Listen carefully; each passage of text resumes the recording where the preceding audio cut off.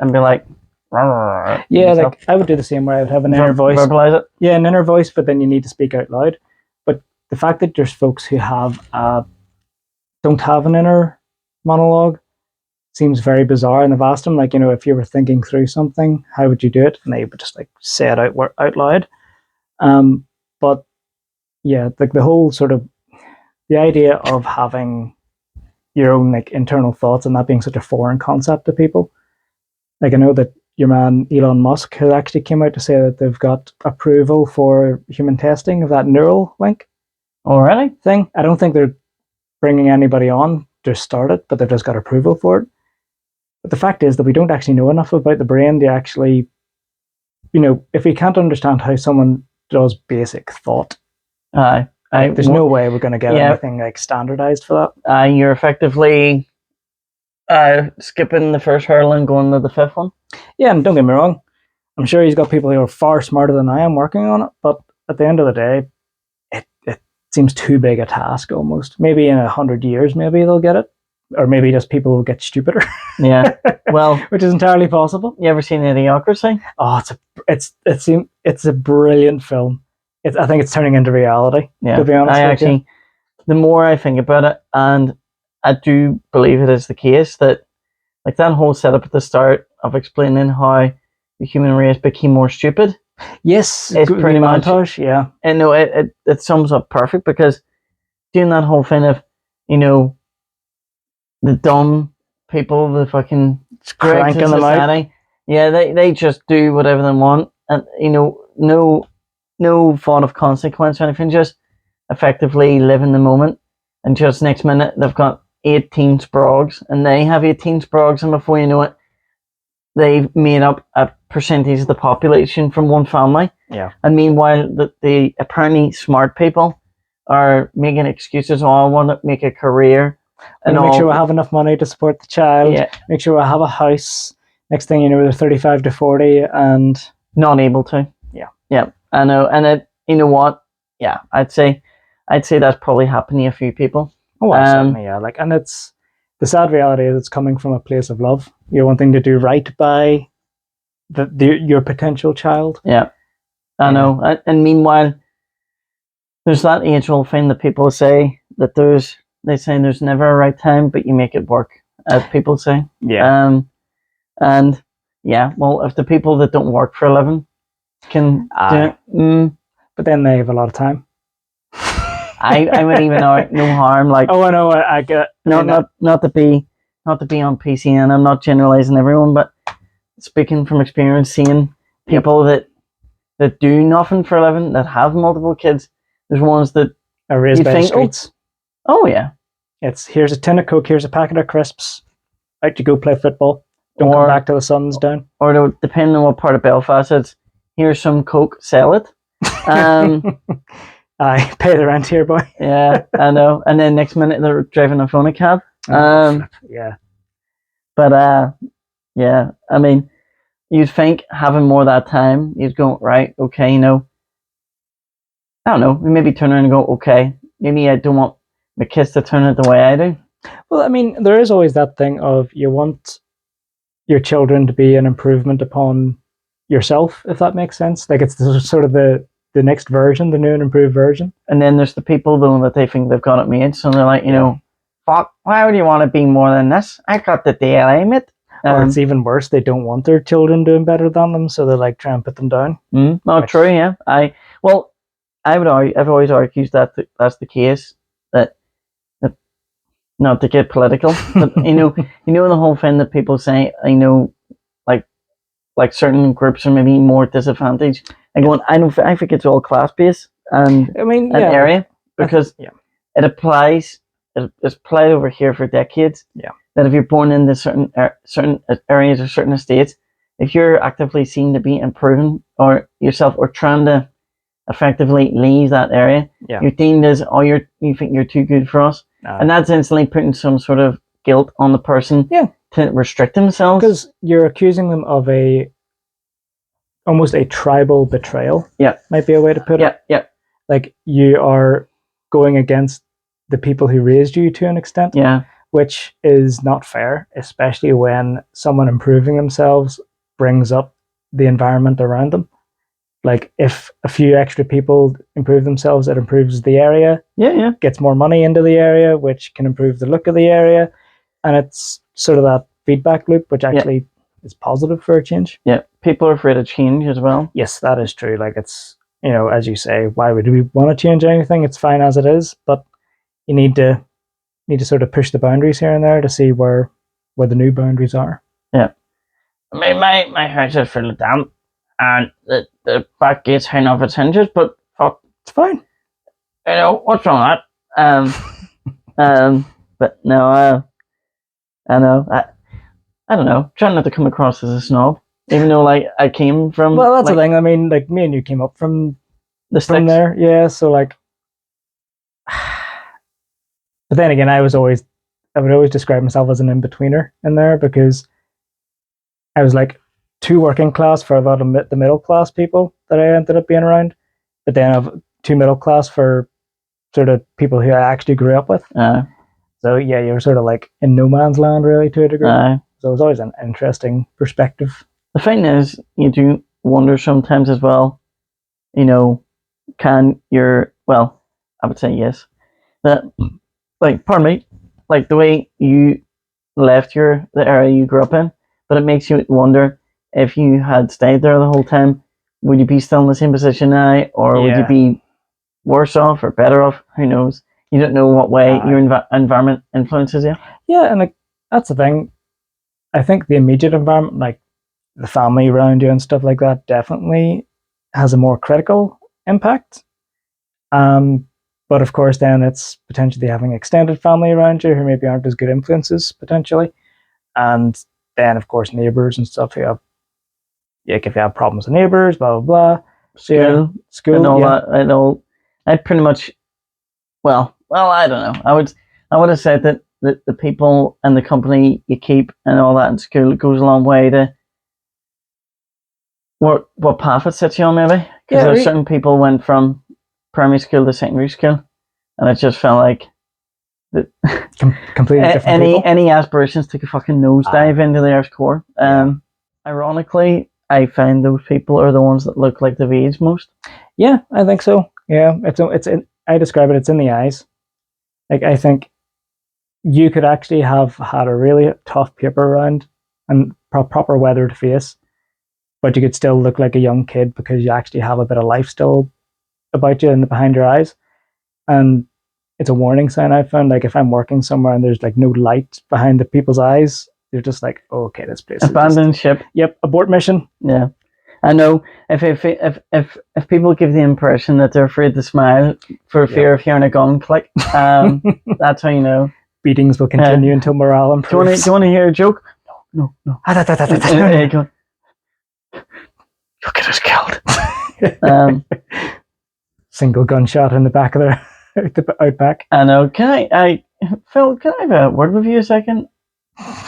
No, you know what? I'm actually trying to think if I've ever had a job that made you sort of actually not so much like unhappy or like on edge, but more, I suppose you don't want to go into your job and instantly feel apprehensive or anxious whenever you're going about. I don't think sort of like filtering yourself. Yeah, I mean, I would say the only times I ever had it was whenever I was in that old office, and the way there was times that we were asked to pick up calls.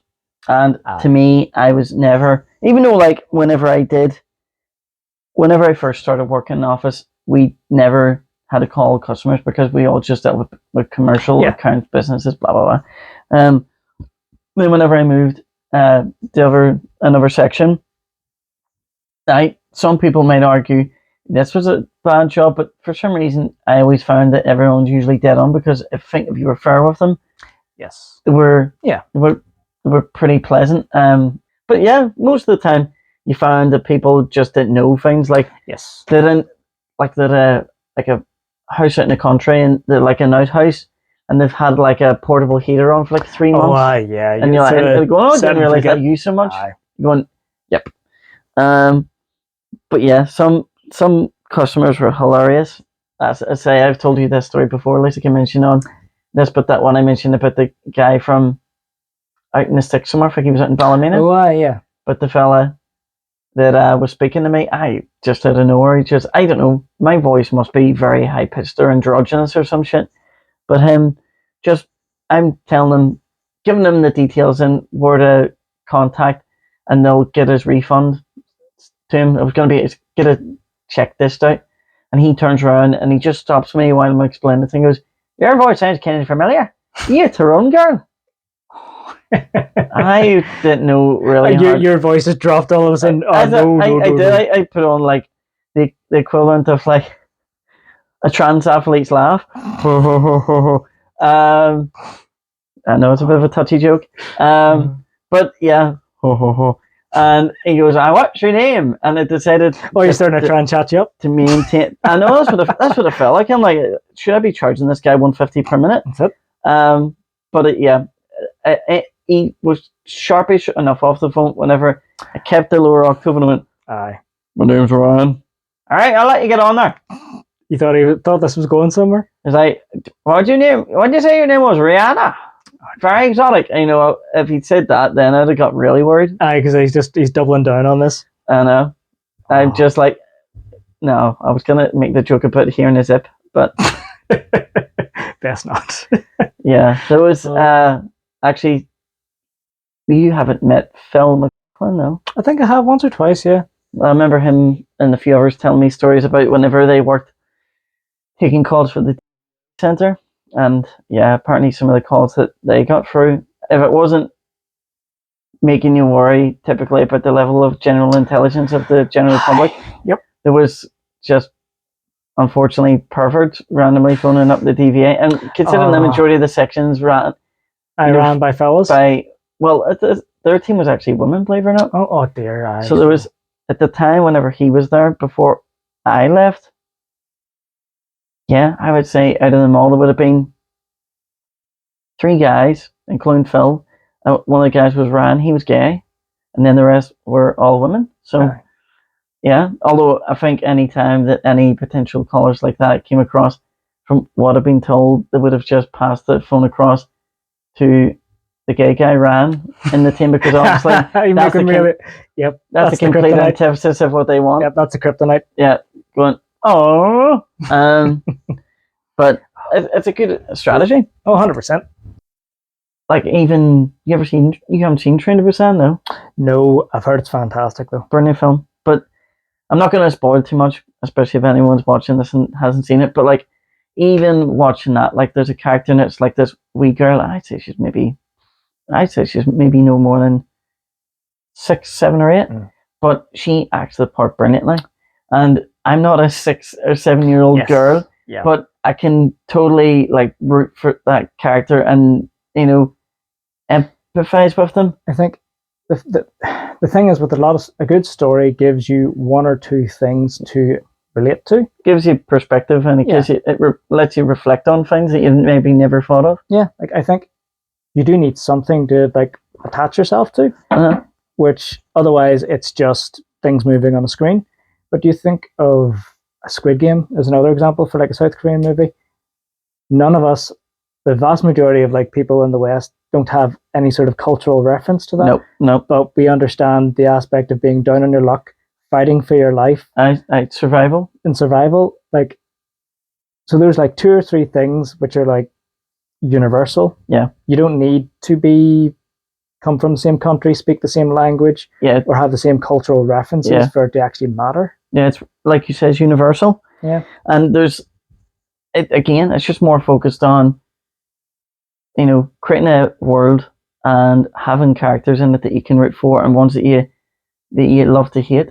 Yeah. Yeah. And unfortunately, I don't know, it just seems to be now that really it's actually become cliched in the approach that they take in terms of what certain people are like portrayed. Like even in terms of adverts now, you tend to find that like every time that there's like a dynamic where there's a family, for some reason the dad is always and I'm not gonna tinfoil. I'm not gonna get like into racism, but you tend to find that any time that a white dad is portrayed, they're always portrayed as a moron.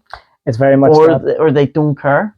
Very much that Homer Simpson ification. Yeah, I know, like it is a bit of a stereotype of the whole thing of dads tend to take a backseat and moms put in the majority of the work. Yeah, I would say probably that is a timeless. The cliche thing is there for a reason to a degree. Yeah. There's a fragment of truth. But I would say, like, now speaking from experience, I think that culture's changed. Like, in terms of my friends with how they deal with their kids, I think they take a big hands-on approach. So I don't know where it comes from. Especially with us, like, I think our generation was the generation that was very much for guys to get in touch with their more emotional and feminine side and more compassionate and caring.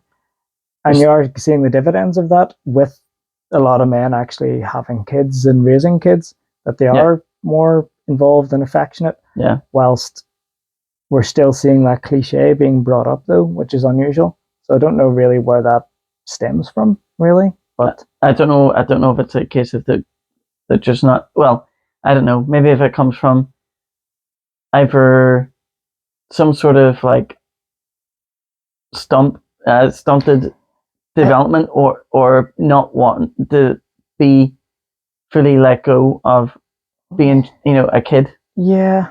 Because it's responsibility. Yeah, I mean, there is that sort of Lost Boys. Yeah, and there is a part of that. I mean, I think we all, as you grow older, you see folks who aren't willing to mature and grow up. So it does exist. So there is that nugget of truth to lift up from. Yeah. I wonder what the whole sort of cliche of the, sort of idiot, sort of like dad, is it maybe just like lazy writing to a degree? Like, it's been played out so they know the formula that they can sort of like slot it into. Yeah, I don't know. It's just, it is. It's there's times maybe, you could see maybe it making sense how, like, oh, has the washing been done? Oh, and the mom going, it's all right, I've got it, Lenore, something like that. But yeah, you sometimes get like short adverts and stuff, and you're sort of like, okay, like portraying this guy as an absolute numpty didn't really sell the product. It wasn't really it didn't bear any sort of significance to what was your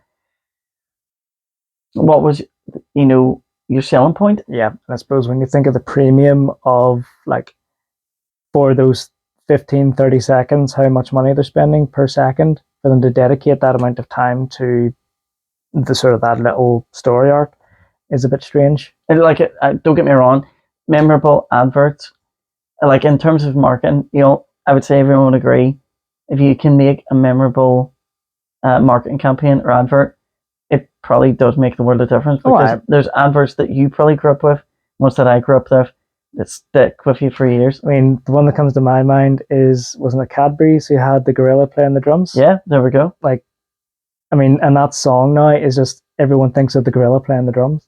Like, here's a random one for me that's just popped in my head. Do you remember the old Rolo advert? The elephant? Oh, I have like a piece of it in my head. I can't remember the full thing, but I do like. It shows you, I think, from what I remember, the opening part was black and white, and it was this wee boy going, "Hey, Dumbo, nah," and holding out a Rolo, and the elephant goes over, and he like eats it in front of it, and goes, "Ha ha ha," and it shows you like it's meant to be 20 years or 30 years later, and he's like standing at a parade, and you see the elephant walking past, just smack with the trunk, and going, "Ha ha," on the way past. And you're like, that's memorable. But yeah, I don't know. You don't really get that so much now. No, you don't get clever. I think they do try and make them memorable, but they just like go weird and like off the wall these days. It seems to be just going as eccentric as possible to try and make it stand out. Which, what one was really annoying? What was the one? Was it Celebrations? And it was just people, and we're going, whoop, whoop, whoop, and he like, flip. What? Yeah. This is, I don't know. It's like a load of people just, I don't know, someone came into a boardroom and goes, right, we need an advert for this. We need some sort of campaign. Well, I've got this cocaine. No, they walked past their sales folks and they were doing that. I was like, right, we'll just do that. Fair enough. They seem to be quite excited. That's what turns out. What's up with you guys? We'll shot some celebrations. Just this, just some fake snow. It's fine. Yeah. And so what were we saying again? We're going whoop whoop. But yeah, I remember watching that ever and going, no harm. Who came up with this shit? It was stupid, like. But because there was the Dominoes one, which was like them yodeling dominoes. Yeah. It was kind of along the same line, but it wasn't I think it was just on the line of being annoying and clever. Yeah. I think it towed that line very well. Well, there's another one. I suppose you could say it maybe like memorable. The whole Just Eat one.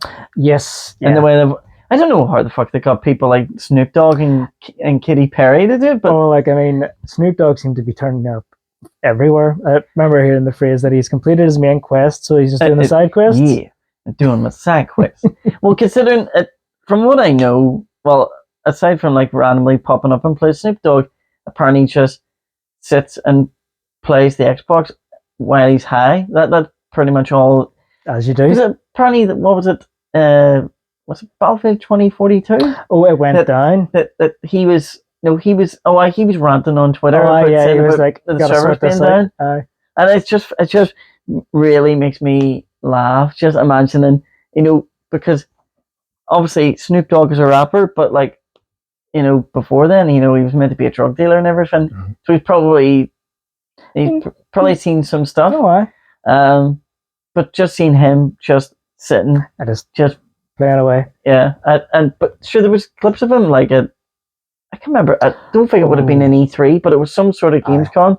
And he's just sitting there, and among all these people, just as you'd imagine, token while playing Battlefield or something. Going, it would be just so funny if you're in a lobby and you just heard Snoop Dogg's voice coming on. Yeah.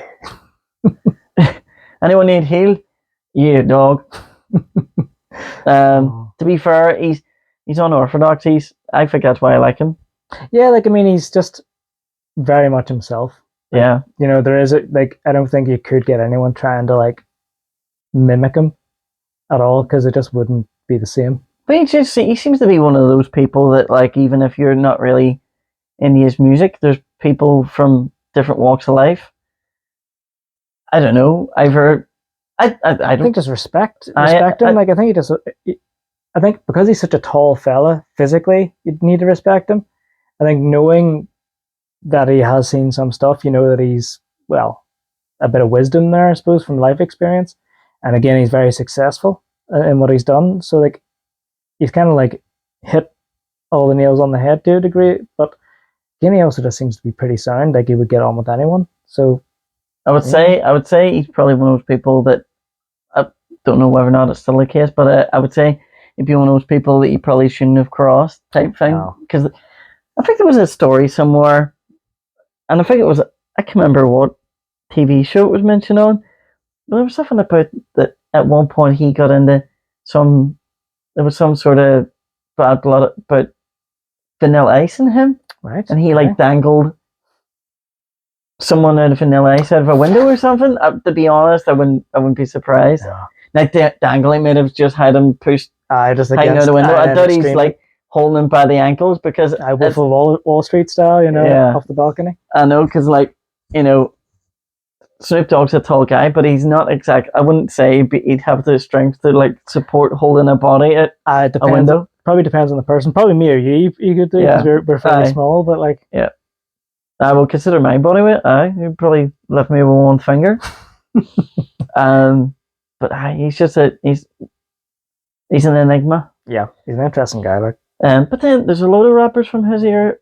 It's weird because Ice-T, for example. Ice-T has been in Law and Order for 15 years. That's right, yeah, it sounds terrible, but anytime I see him, I don't think, there's Ice-T. I think, there's the Law and Order guy. Yeah. But because he's been on it for so long, he is sort of Law and Order to a degree now. But it's ironic because, did you ever hear of the band he was in? No. Besides his rap career? He was in a proper metal band, wasn't he? He's in a thrash metal band called Body Count. And they actually had a song, and I think it was released around the time of the Rodney King riots. they released a song called Cop Killer. And obviously you can imagine that went down quite well. Aye. But, I mean, at the end of the day, I suppose it's metal. I suppose it's meant to be edgy and controversial. But that apparently got a lot of bad press, obviously. Like I think there's footage I seen of Charlton Heston in front of an NRA meeting, like saying about and quoting like some of these lyrics and all. And I think it was getting to the point that people were trying to like raise it to say that it was actually treasonous.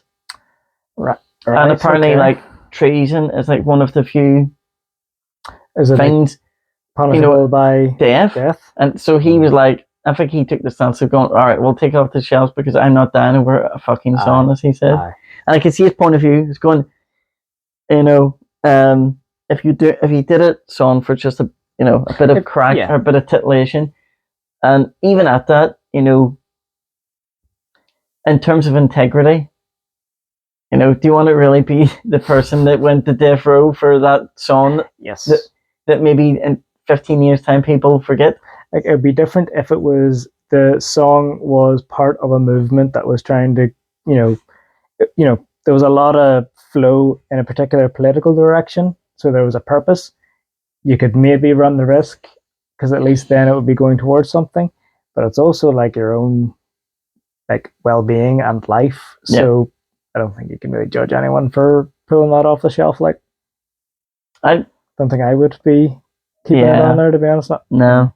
I mean, I actually don't really know that much about the Rodney Keane case, but I do know there was like a lot of, obviously there was the riots and the cops were lifted, but I think no one was really charged in the end. Aye. And obviously it was all caught on camera. And fair play to someone catching it on camera back then, because in the early 90s, you didn't have the luxury of holding your phone. It would be like, a shoulder mounted camera. Yeah. But yeah, that was, I think that rat went on for like nearly a week. That was a good while, yeah. But America is mental in general. I mean, the way I describe it, they're a young country. Yep. They don't think they're a young country, but they are a young country. Like, can't remember which comedian it was, but it might have been actually Joe Rogan. Mm-hmm. Like they're 200 years old or 300 years old. That's like 2 or 3 people ago. Mm-hmm. Yeah, that's true. Like, they're 2 or 3 people away from not being America. Yeah. So like there's a lot of history that they still need to go through, really, in developing their own culture. I think at the minute, as bad as it sounds, it's really just a case of there's an identity crisis because anytime, I don't know, it always seems to be that every time you hear of like someone American, asking them where they're from, they don't really just leave it at, I'm American. It's always, I am from this state or this city. I'm 12% Polish and I'm 2 genomes of Scottish, and you're going, no, you were born in that place. What's your nationality? Like, what does it say on your passport? Yeah, it's like the whole thing with this country, and there's people identify certain nationalities. Yeah. I don't know. I would, because obviously you will get people that'll say that they're Irish or people say they're British. I don't know. I still think, even though it's not marked on a map, I still do think there's maybe a legitimacy in people that would class themselves as Northern Irish, because you recognise you're born on the island of Ireland, but you're of a province of it, which is obviously technically it's its own country, mm-hmm. and it's been that way for about 100 years. So at what point does it become not ethnicity, like nationality? Yeah. And it has a border, so North and South Korea have a border, and that's the thing. We don't say Korean; we say South Korean. Mm-hmm. Yeah, so. Exactly. Yeah, I know, because as bad as it's, well, I don't know about you. Every time I hear, if someone was to say, "Oh, it's from Korea," or whatever, I'd be like, "Is that good Korea?"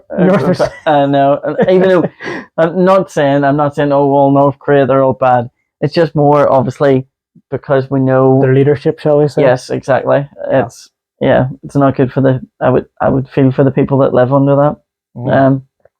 some of the stories you hear are absolutely monstrous. Like, well, you know it's bad whenever you're an elderly man that worked for the regime, and the son of the previous ruler just decides to blow you up with anti-aircraft missiles. Yeah, it's not as if even firing squad. It's literally that thing that shoots down like AC-130s. Yeah, that's gonna shoot you. Yeah, didn't even stick them in a catapult or anything, to make it worthwhile. Yeah, I mean, see that kind of story. On one hand, you would be like, "That's horrific," but because it's so OTT, it gets a level of, and because they obviously their whole rhetoric is that they want to be self-sufficient and like their own microcosm cut off from the rest of the world. But to hear like someone got blown up with anti-aircraft missiles, to me it's just it could be me, Phil, whether or not it could be my sense of humor and why, but to me it would be the equivalent of hearing that the House of Parliament tonight, Rishi Sunak, sacking his cabinet, and they're going to be launched into the sun.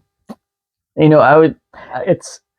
I was going to say it's like Bond villain level, but it's not. It's actually even.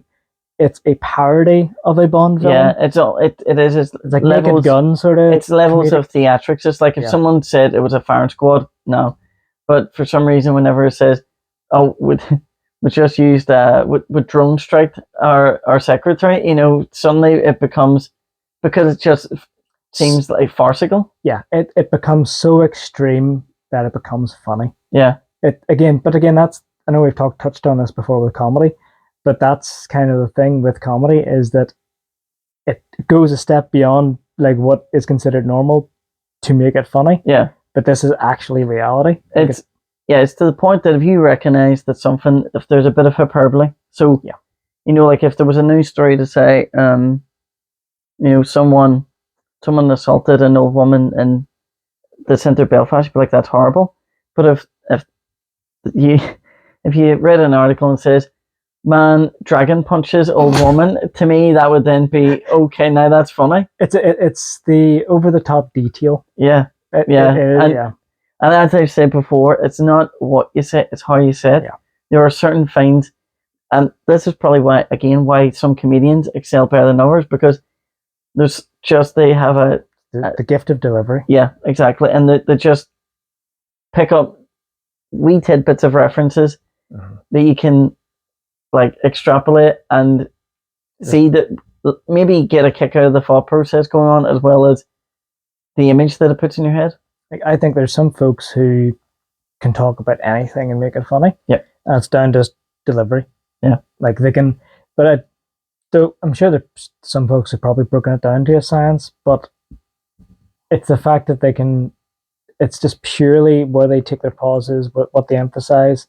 Like, I think Bill Burr's a great example of that. Like, he can just talk about absolutely anything, but he'll take it's almost like an over the top aggressive like way of speaking. Yeah, that it still seems funny. Because it is it's to the point that you'd almost recognize it as an act, because it does feel like a performance. Yeah. Rather than someone having a conversation. Yeah, that's it. It's not them just telling you about your day. It's almost a bit like the jester. I think back in the day. I think that's maybe why podcasts have taken off over the last few years more, because of the fact that effective. I don't know. It'd probably be the closest thing that people can get to certain podcasts. Obviously, depends on what they're focused on, but like particularly the whole local scene now, with like nearly every comedian and his dog has a podcast. But it obviously, you probably get to the point that people probably feel like, I don't know, like the almost no people if they're watching on a regular basis, because there's a relaxed tone, and I think it's that sort of, I think there's a term for parasocial relationship. It's like a parasitic social. Yeah, so like you're watching someone. If you're watching like an influencer's content for so long, you think you know them, and obviously that it can get to a point where it's problematic, where people think there's a relationship there whenever it's quite literally just a screen. Yeah. And there obviously have been cases where it's been problematic, but of course whenever it's like within reason, it works to the favor of, oh, I'm getting to know about this comedian who I've seen on stage. I'm getting to know a bit more about them, which is always interesting. Yeah. Again, like in anything, it's about a bit of balancing act and people making sure that they're interacting with other humans on a regular basis. Yeah. I suppose like we don't know yet. You know, when you get people saying that they think there's maybe long-term negative impacts that social media might have on people. That's probably why. I don't know. I'd probably say it's a tool. It should be a tool and not a way of living. Yeah, like I think you hit the nail on the head where it's a tool in a tool belt for whether it's you're the one who's creating the content or the one consuming the content. Yep. It's everything in moderation. Mm-hmm. Like, and I think it even boils down, and taking a bit of a tangent, but because I know that we talked about like stoicism and all that stuff in the past. Yep. But I know there's some folks who are like, no, you need to be like stoic in everything that you do. But I think a lot of those sort of philosophies and like, again, technology and even just like your skill sets and stuff, they're all tools in your tool belt to use when necessary and when required. But because if you're just that one thing, then you become one dimensional. Yeah, you're a square peg for a square hole, and that's about it. Yeah. You know? It sort of circles back to that thing of you just become this one thing as opposed to, so it means if someone criticizes this one thing, they're criticizing you. Yeah, I would say that's why it maybe applies to, and yeah, like typically I wouldn't even really get playing games much now, but I just don't know it. I can understand you maybe get those professional streamers and they effectively have to do it 8 or 9 hours a day because that's become their livelihood. Although to me, that would ruin it for me. See, this is, like, because I remember whenever I was in school, I did YouTube videos for like Minecraft and stuff. But up until like a year or two, I never really would have played it again because it ruined it for me.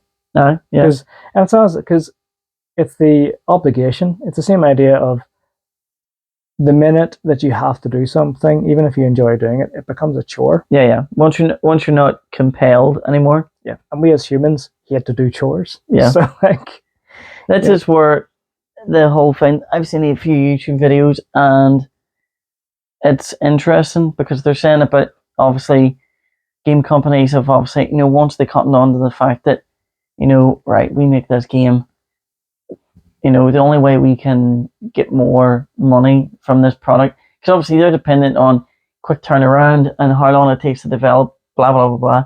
So, like there was a guy talking the other day about, how the fact that you never see expansions being released for games now, which is true that they are few and far between. You maybe get Bethesda does it with a few. Bethesda, CD Projekt Red, but the sort of big names for single player games, really. Exactly. Whereas like you're more likely now to see either cosmetic DLC or season passes. Yeah. And it's purely because of the fact that, that's probably deemed as like if they spend, 3 or even more, say half a year developing a decent sized expansion and, for the cost that went into it, it doesn't claw back or make much profit. That's probably be deemed as a failure. Whereas making a fucking bunny head helm and like Diablo 4, if that for the length of time that probably cost to make that texture, that model. Well, that's the thing, like they will have done the upfront development for making the platform, like the marketplace platform. At that point, it's just a matter of paying artists to come up with the asset. Yeah. And again, especially in games sort of environments, they'll be charging those people pennies on what they're going to make, like, so it's cheap for them to do it. And plus, they don't need to, like, there doesn't need to be a big team involved. Oh no, because apparently Diablo 4 it has microtransactions. Apparently, like if they say at the present moment in time that if you were to buy, I think it was if you bought the deluxe version, and every available cosmetic DLC, now this is at launch, it would have been like $550. That's a sin. So TR sinful way of doing it, like especially on release. Yeah, I mean, yeah, exactly, because then you know that it's being designed and it effectively could be just an item you pick up in the game, but they've chosen to go. Or it could literally just be level up. Here's the stuff for your particular class or whatever. Like you could actually have those days. Yeah, like apparently they have a horse armor. Yeah, it doesn't surprise me. Well, you can get cat armor in real life, so true. I would love to do that, but I know mine wouldn't freak out. But yeah, I mean, I don't know. I just don't get it though with Diablo as well, because it's a top-down RPG. Well, there's no reason for it. I mean, but also they let's be honest, Blizzard haven't been very good in the press in recent years, especially in Diablo. Whenever people were hyped for Diablo 4. And then they brought out Diablo Immortal or whatever it's called, that mobile one. Don't you guys have phones? Yeah. And it's just like, I'm pretty sure, if that guy didn't get sacked after that, I would be shocked. But like, was there not a story that someone calculated roughly how much it would cost to get effectively buy everything in the game and get power leveled? I don't remember, but it wouldn't surprise me, and I'm sure it's an absolutely disgusting amount of money. No, it was. I can't remember if it was like, I can't remember who told me, but I remember very vividly someone saying the value was something like $200,000, and I'm like, for a mobile game, no, because that is that's purely like an online service. So, like, say, down the line, if they decide, no one plays anymore, or they decide to pivot onto a different game, you've invested all that money, and it's just gone into the ether. It's even, let's be honest, how long do you have things being maintained these days? Like, the churn is so quick. They're not going to pay staff to maintain those servers for maybe 3-4 years at a stretch if it's successful. Yeah. And well, if Microsoft does it for Halo servers and stuff, you know what I mean? Yeah. And I think you can still get like on Halo PC, with private servers. But like, to be fair, to give like Bungie and stuff their dues, it was only maybe 5-10 years ago that they actually closed the Halo 2 servers. So that must have been a good decade. Would it have been a decade? Or maybe it would have been even more, if not longer. Probably maybe about 15 years, maybe at least. Yeah, I'm old. But yeah, like it's because I actually remember Halo 2 came out the first year I was going to Umagi, because it came out the same time as Half-Life 2. Yes. So that was, that'd be 19 years ago. Terrifying, man. But no, like, so they kept that going for at least about 10-15 years. Which is good service. Yeah. And again, they were doing that, but it didn't make them any money. Whilst I think the only real it's a weird setup. It's basically like the Netflixization of games, because you need people to still be playing your game so that they still spend money. Whilst back in the day, consistent users didn't make you any more money, but it validated you getting funding to they basically get the next game. Yeah. Exactly. Because it was sort of like, here's like 100,000 people we know will buy the next game. I look at the server activity as well. This is our core following. It's actually solid metrics for your target audience, and then you can that plus that's try and get 150,000 next time, and it's actually building a solid, consistent like culture almost of surrounded the game.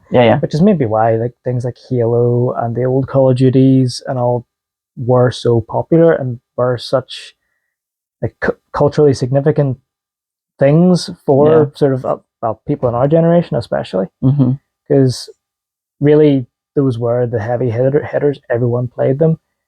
Even back in the day, you bought your console based on what your mates were going to be playing on. Yeah, it's true. Yeah, FIFA would be the closest thing to that these days, but even then, it's still all the microtransaction stuff.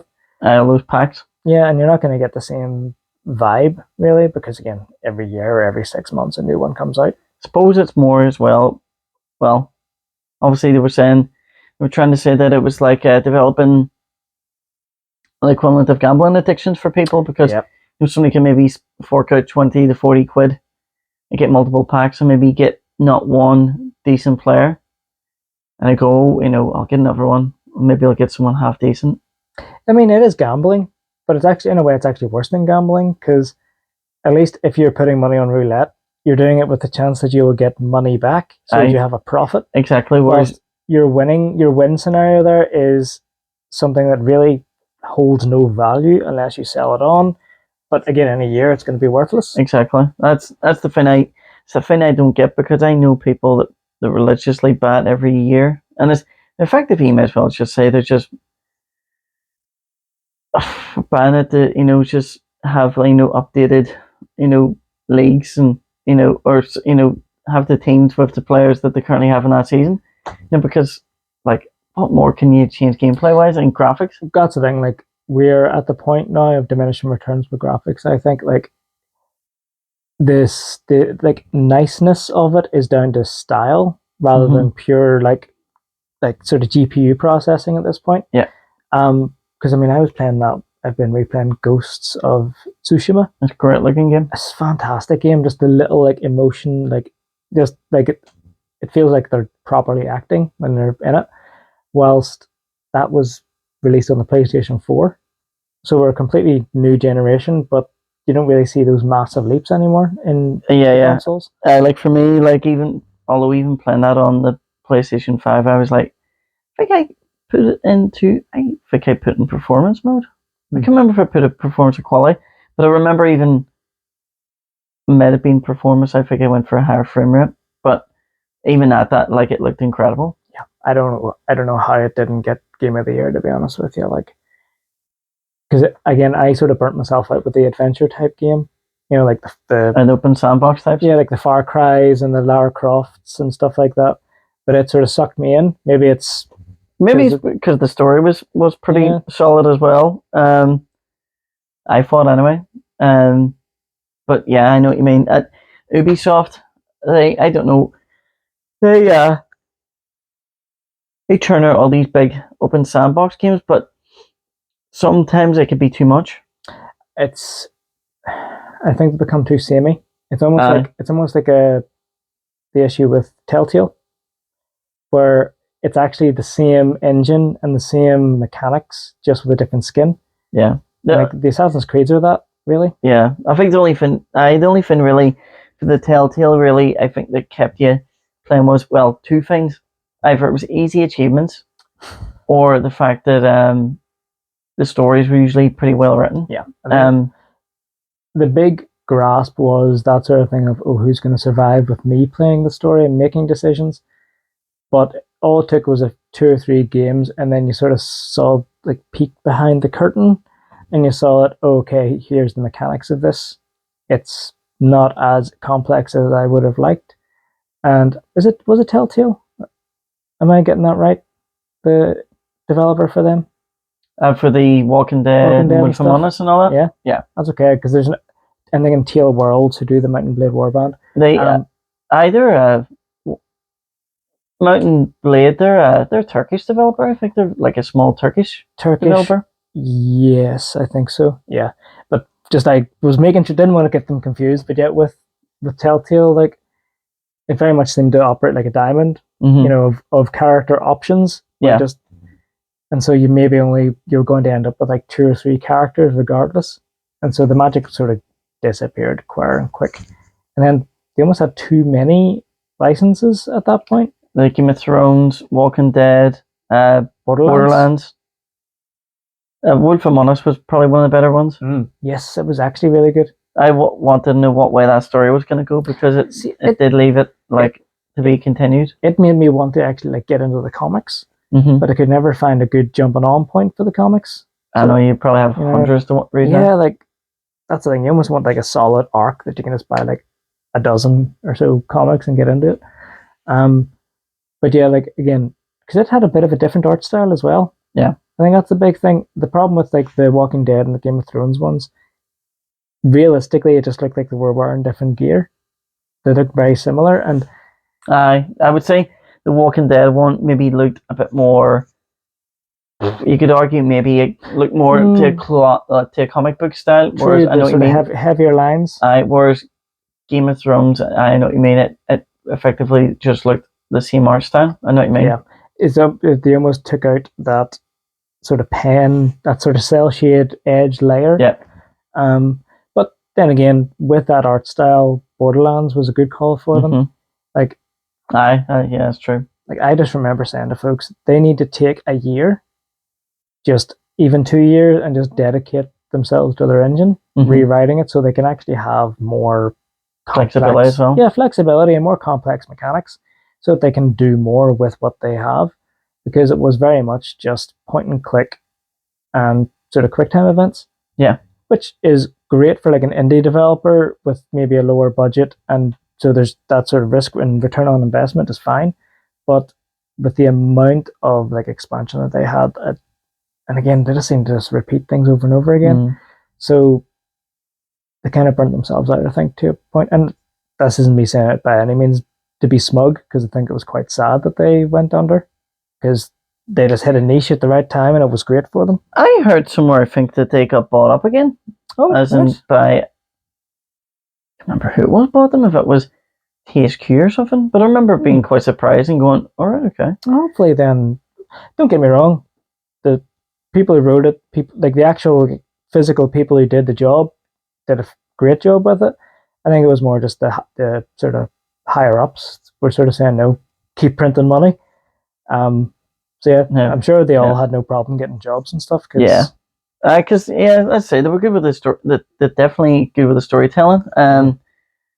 There's one that's the rights were bought was that I am dying to see a comeback for. Time Splitters. Oh, flip! I loved it. Yeah. It was like people will always say about GoldenEye and all that, but to be honest, fair enough. It's unfair to compare them because there was like probably one generation between them, because GoldenEye came out in 1964, and you could say PlayStation 1 really was in that generation because it was within that time frame. They roughly came out about a year maybe. And then Time Splitters 1 came out for PlayStation 2. But I mean, for no one that's ever played that, that's one of those. It's one of those. It's that bygone era. It's like I was talking to Carl, and some people may beg to differ with me, but I tend to believe now that the people that they just pour their soul being into playing games, I think they're maybe a wee bit more socially stunted. I think there's people that you just, because I don't know if it's more because of you don't really have a common talking point with someone because that's all you're doing, or whether or not because you're effectively not getting the same human social interactions that you go like this, like face to face. Whereas like, Carl was like, oh well, you, and rightly so, you're saying you grew up and that's all you really did. Going, yeah, but the difference was when you look at it now, socially gaming has changed. Whenever I was playing, it was like party chat or you're on game lobbies and stuff like that. Well, even before that, like when PlayStation 1 came out, I was 11 or 12. So at that point, if you wanted to play with someone, they had to be physically in the room. Yeah. So you look through those generations, like what we mentioned, Nintendo 64, you'd things like Mario Kart, like what was it, Diddy Kong Racing? Yep. GoldenEye, Perfect Dark. There's probably other N64 games I'm actually forgetting, but like Super Smash Bros. Yes, flip, yeah. I remember that, like it basically half the street going into someone's room all just to play Smash Bros. I like stuff, and even at that's even if like you remove like games that were 4 players, you had like even generations before that things like Street Fighter and Mortal Kombat.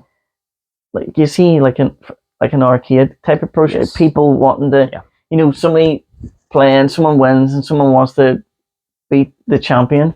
Yeah, and that isn't quite the same now. You don't get that anymore. Because you've hit a good point there, because in a way it sort of worked as far as also even just that aspect of fair play and also dealing with actually losing. Yeah. Because put it this way, a child loses against someone online, and they have they throw a fit meltdown. There's no sort of like, what's the word, punishment for it to a degree.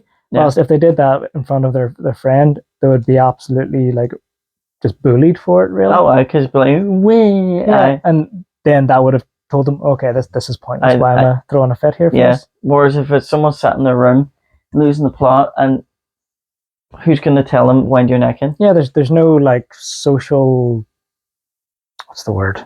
I know no real lesson learned from it. Yeah, there's no like, basically you're not raising each other really, or socializing each other, knocking the edges off you, I suppose. I remember hearing like stories of people going online to play things like, even, what was it, Guitar Hero or something like that? Yes. And like hearing a kid down the other end of the headset going, ooh, complaining that they're losing, and like literally their parent coming on going, why do you not let my son win? And they're going, aye, right, well that's going to be healthy development. Yeah. But yeah, the whole thing of, there's part of me sort of thinks, and I suppose you would have got that tail end of that as well, really going for that, where you could have went around at someone's house and not been like, I'll see you online. Aye, yeah. And I don't know, I think to a certain degree it's kind of sad, because it's, don't get me wrong, it is handy, like that you can effectively, some people might not have been able to cram, like 5 or 6 other mates in the room playing at the same time. Yeah. But now there'd be pretty much the only real company that seems to be keeping that alive is Nintendo, in my eyes. Yeah, but I think they have things like Mario Party, or Mario Kart and things like that, and Smash Bros. Again, to keep people together. I think they're sort of, the reason that that's been the case is that they sort of see themselves as a toy company rather than a games company, which, let's be honest, back in our day was one and the same.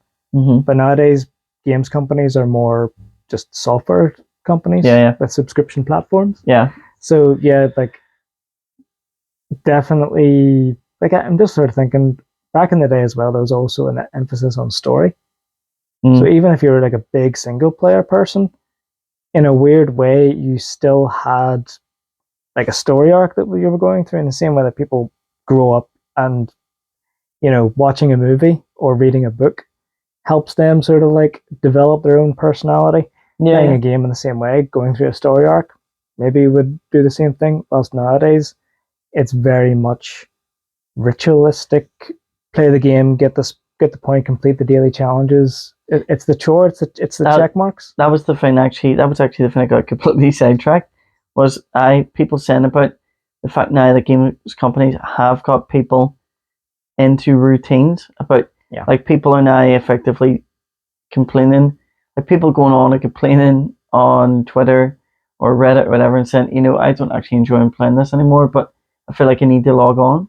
Yeah. So effectively, it became, they've somehow got into people's, psyche, that they need to, log on every day, to get your rewards and all that. It's a mental addiction.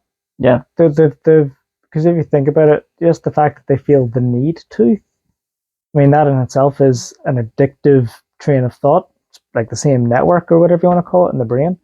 Like, they're not doing it because they want to spend their time doing that, even to relax. It's just they feel obligated to do it. Yeah. Well, it's, to me, I don't know. It's like if our group and all that, with the guys like Jay would put a good bit of time into Fortnite and Call of Duty, but like, as bad as it sounds, then if someone was to say to me, "Do you fancy a game of it?"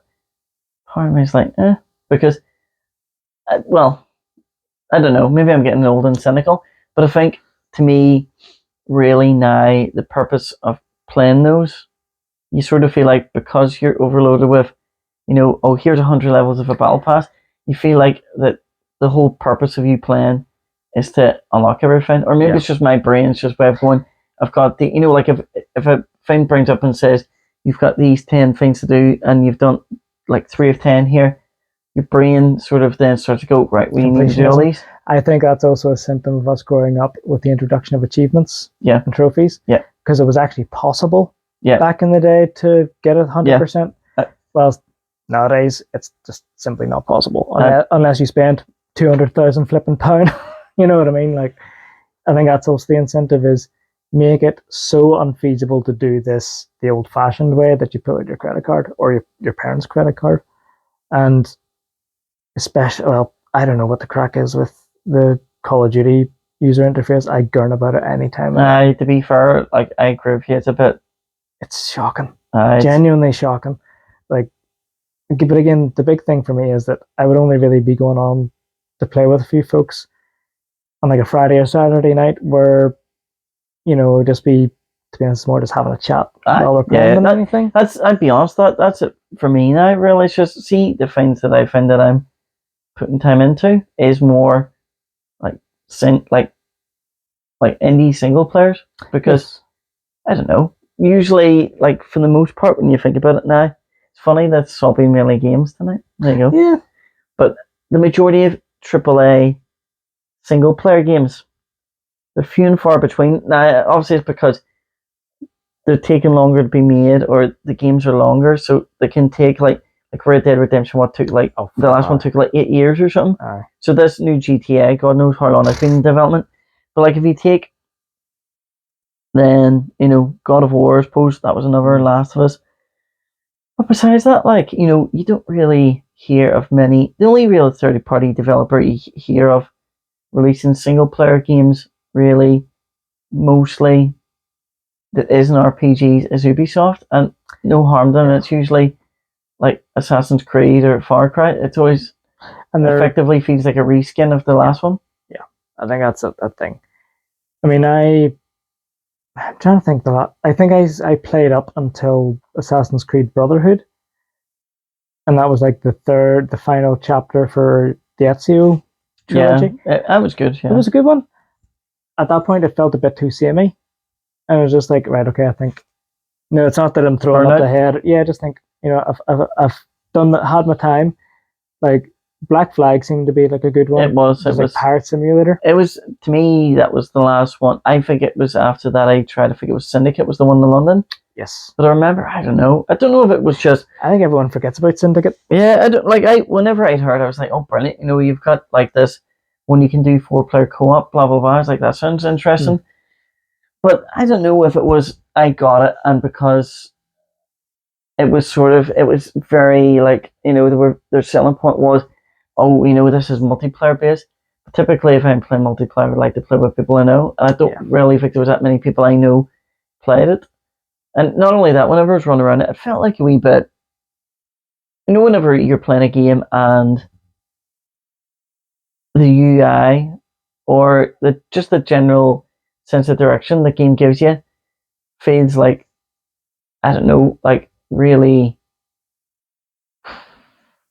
like muddled, or I don't know. Like convoluted. Convoluted, good word for it. But like, if you play something like Elden Ring, which has no compass, which has no objective markers showing up, but for some reason you don't feel lost. You just, I don't know, it just seems to be easy just to know sort of roughly, well, like, there's no big neon sign saying go this way for the main story. But I don't know, just seems like the way that game was created gives you, I don't know, not to sound cheesy, but you get enjoyment out of exploring and finding things, because you're like, oh, what's this? Because there's so much. Yeah, I think have you ever seen the YouTube channel Vati Vidya? No? He does does breakdowns of like, basically all the Scrolls games and Elden Ring and stuff. Not Scrolls games, sorry, the Souls games and Bloodborne and Elden Ring. But he made a good point that the moment you come out of like that crypt and see the world, I think it was him who said this, like, you see like the 3 or 4 main places that you need to go to. Like, you see them, like, you may not know that you see them, but you see them. And there's a lot of like little things like that I don't think you could ever notice unless like someone pointed it out to you. But it just feels right, as you say. Like, you can't put a finger on what that it is, but I think it's just time. Just them dedicating the time to actually think through these little details. Just good design. Yeah, because you don't know where you're needing to go for the next boss or whatever. You pull up the map, and just on the sites of grace, they've got like the little wisps just pointing in the general direction. Yeah. I think That's a subtle detail. Yeah, rather than a big golden arrow. Yeah. Or like you do have the big beams of light for your own markers and stuff, which is fair enough because that's you picking and choosing. But as far as storyline and building up your own, like building up the story, it's very, very subtle, but it just works very, very well. But the funny thing was, did you see whenever Elden Ring came out, and obviously it exploded, and I'm still in amazement that it sold so well, because like anyone who's never played a Soulsborne game, they don't take you by the hand. Oh, I know. To be fair, you probably need Vaseline for them. They cut your hand off and beat you with it. Yeah, it's. Don't get me wrong. Some people like. I think there's some people for bragging rights, or maybe even some for like a weird rite of passage. But I just like, I don't know. There's not many games I've played where you walk into a new area and there's a weird mix of apprehension and excitement going, right, what's in here? Yeah. And you don't know what to expect. And the variety of enemy types across the games is always so, it's not like where you're playing some games and it's effectively, okay, you're playing first person shooter, okay, soldier, okay, it's going to be, we've got 7 different skins of this guy. Aye. But with Elden Ring and stuff like that, it literally just feels like, you are in like a rich world. But yeah, I think I don't know if you've seen, whenever it was doing so well, it came out around roughly the same time that Horizon Zero Dawn. Yes. Or is it Forbidden West? Forbidden West, yeah. Forbidden West. But it came out and there was something else. But pretty much the developer of it and one for Ubisoft, and there was another, were pretty much slandering. They were having a go. They were like trying to say that it was like badly designed. No, it's going, and pretty much they just got torn apart on Twitter, and I think they end up like deleting their tweets, going, no harm, because I say you're deluded, design choices that no one cares about. Like Horizon Zero Dawn is a pretty game, like, and I think that's been a big drawing point for a lot of folks. That it's very it's very stylized, but mechanically it's still very much like an Assassin's Creed. And I think that's what, because I really wanted to get into the first one. I really wanted to, but I just couldn't, because it was in the middle of that burnout of the adventure type genre. But I know people that have said really good things about the first one, and I know Steve has said that I'd enjoy it, and I probably would, and I probably will at some point, whenever I'm at the point when I've got nothing. Let's say, I've been busy with it's on the list. Yeah, but yeah, and I don't doubt I probably would enjoy it. The setting looks cool, but yeah, nearly everyone I've spoken to, as far as the second one goes, it just didn't. I haven't heard anyone say they couldn't put it down. It just seemed to be all I've heard people going, didn't do it for me. It seems to be a game that was, again, and I think this is an issue with modern gaming, is that they're all about, oh, look at the graphics, look at the trailer, and it's not a case of no one really turns around to say, okay, there's only an innovative mechanics here we've never seen before. And the games that do that, people tend to, most of the time, don't give it attention. I think the reason that the first Horizon Zero Dawn did so well, it seems to have almost like arrived at like a stylistic drought in a way. Yeah. Because everything was very, very much carbon copy the same. And even just, there was no new IPs coming out. So for a new brand to come out that did so well, and was so pretty and had its own brand and style, really, I think that really was sure to come by now. Yeah, exactly. But I think the problem is then whenever you try and do that with the second one, and again, you're not adding in any new mechanics, anything that we haven't seen before. You don't really get anything with that. Whilst with the Elden Ring, everyone knows about Elden Ring. I don't, again, I tried to get into Dark Souls. I really wanted to get into Bloodborne because I just loved the whole H.P. Lovecraft vibe. But I just couldn't dedicate that much time. Elden Ring, I don't know how many hours I've sunk into it at this point. I still haven't completed it, but who has? Yeah, well, I put in 130 hours, and no one could have put more into it. But just at that time, I get that fine war if I've been playing something for a long period of time. As bad as it sounds, if I know if I've got other things to play, it's maybe a bad. You feel guilty? I just feel like I need to move on to something new, because if I'm like, unless like I know, I think there was achievements in that, like obtain all spells, all miracles, and I know to myself, I'm going, because those games always have some sort of weird condition of one or two in the world, that if you miss something, there's one with edge case, you maybe miss something in the game and it's timed, and then like it's an NPC you have to talk to, and then you kill a certain boss and that NPC is like turned into a pig or something random, where now you can no longer obtain this thing. Like, and you've never played Demon Souls? No. There's a guy called I think his name is Yurt the Black. He's a Black Knight, but I actually really enjoy Demon Souls as well. But it has like a main hub area. Yep. And every time, so I think there's like 5 doors, and within those 5 doors, there's like 3 major bosses, and then obviously you have one at the end. But every time you go into these, and you'll find if you die, you go back to the hub. Yep. So, but then you obviously, like, I know you said you couldn't get into Dark Souls, but like Elden Ring, Dark Souls and Bloodborne had this ingenious thing where you would fight through an area, and you would maybe get to point your healing potions and everything there, but you maybe find like a wee shortcut that like cuts out all that fight that you need to, so that if you did die, you can just now you go, it's okay. I've done all the hard part. I've dropped that ladder, so I can get round, and maybe makes life a bit easier. But you would find NPCs that you would talk to, maybe randomly hidden in the world, so they'd end up back at your hub. So it could be like a mage that teaches you new spells, or I don't know, maybe someone that maybe opens up like a new quest line, something in the world with miracles or something like that. But I found this guy in one of the worlds, and he was locked in like the best way you can describe it is like this. You come to the top of this tower, and it's like walkways and pedestals everywhere. And it's just a steep drop. So it's like it's up in clouds.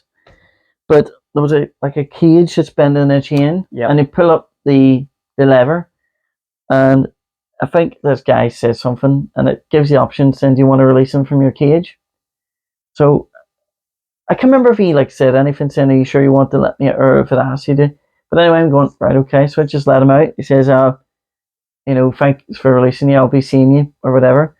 So later on, hours into the game, he's in the hub. But now I never pick up on this. But I've killed a few other bosses. But I've noticed NPCs where I've just suddenly vanished. Once I'm and I went and speak to your guy here, and next man he goes, well, you've probably noticed a few people going missing. Well, I was using pretty much roundabout way saying he was getting rid of them, the sort of one by one, and you're next, and then he tries to attack you in the hub. And I was like, so if I release this guy and he's just you've released a wolf among the sheep. For my run, he's just killed people that critical people that you would need to. And sure enough, I googled it. It's oh yeah, if you released him and you haven't dealt with him, anyone that's missing from your hub is now dead, and you won't be able to access them. I'm going, you bastard. So yeah, there was stuff like that. On one hand, it's very memorable. Yep. But at the same time, well, I suppose it's a learning experience. But on a third, if you've poured 80 or 90 hours to do it, and maybe say you're on the verge of 100% the last, it's it. There's a mate of mine a fellow that I work with, and he has all these games he wanted to play, but he was wanting to 100% The Witcher. That'd be tough going. So it took him a good few months at least, and dedicated time. So But it is always like the single player open world games that you actually want 100%. Or well, sort of feel like worthwhile, I suppose, in doing it. You know, even with like looking back, like I know it's a long way off. We'll probably not. I'll probably be in my 40. Well, yes, I will be in my 40s when it comes out. But thinking back to like Elder Scrolls, yes, like obviously they're saying about we haven't had the technology to do it, and we're not getting to that point. Again, unfortunately I foresee though it's just being like a slightly more optimized version of the same engine they had in the 360 and yeah. I mean the fact that the fact they were still using for Fallout New Vegas the animations for the throwing animations were there from Morrowind. Yeah, that shows you how old it is. And the animations that they were using for like the dragons and stuff, I'm pretty sure they were from like Morrowind and stuff as well. So like they're using ancient kit to actually build this stuff. I hope that the reason it's taken them so long is that because it's a whole new. They've built it from the ground up. Because let's be honest, well, they're on completely like new chip architecture and all this sort of carry on. So I'd actually it would do more harm than good them using the old engine. To be honest, I think. I know, because even like if they were to utilize that and they were able to say have battles of hundreds of people like making really cool set pieces. Unfortunately, whenever you're out of those situations and you've got like dated mouth animations and stuff, and everyone looks wooden, people. And when you compare that with something like Ghosts of Tsushima, that actually it's like photorealistic. Yeah, and it's the very subtle little like muscle changes and showing their emotion and stuff, which I only realized earlier on when I was playing it. Like, it makes them actually human. Yeah. In a way, whilst you're not. I mean, rather than just talking to a cardboard cutout of a person on Skyrim or whatever. Have you seen it? I haven't heard much more about it, but the folks using ChatGPT. Yeah, I mean that has so much potential. I do hope that they have folks here actually like to dedicate time to it. But you also have folks who are doing that one Sky Oblivion. Have you heard about that? That's right. They're getting there. Like they're getting close at this point. To be honest, like for a company like Bethesda to not put, considering the fact as well, Microsoft have their own AI. Yeah. And because they have one for Bing, don't they? Yes, and it's actually. Oh, do they make Chat? Do they own the rest of Chat GPT as well, or is that who owns that?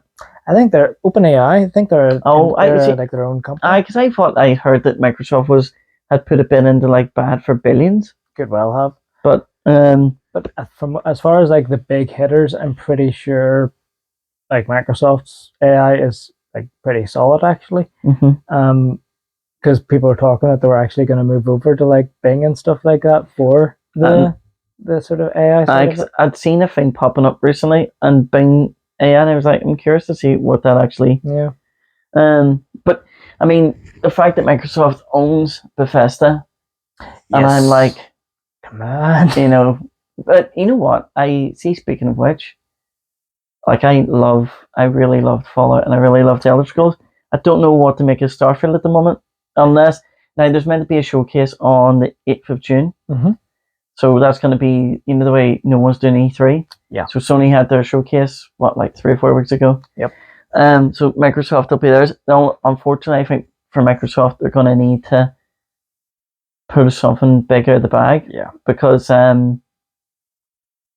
don't know, like considering how the reception for Redfall went, and Starfield's being put back. I don't know. There's just part of me, because I think it's more just the whole console war thing. It's just so old and it grates to me. And it's like the whole thing I said earlier on about like people exhibiting the traits of a 5-year-old. Oh, that person has to look like me. Well, the geek console equivalent is my console is better than yours, and it's just like, oh god, grow up.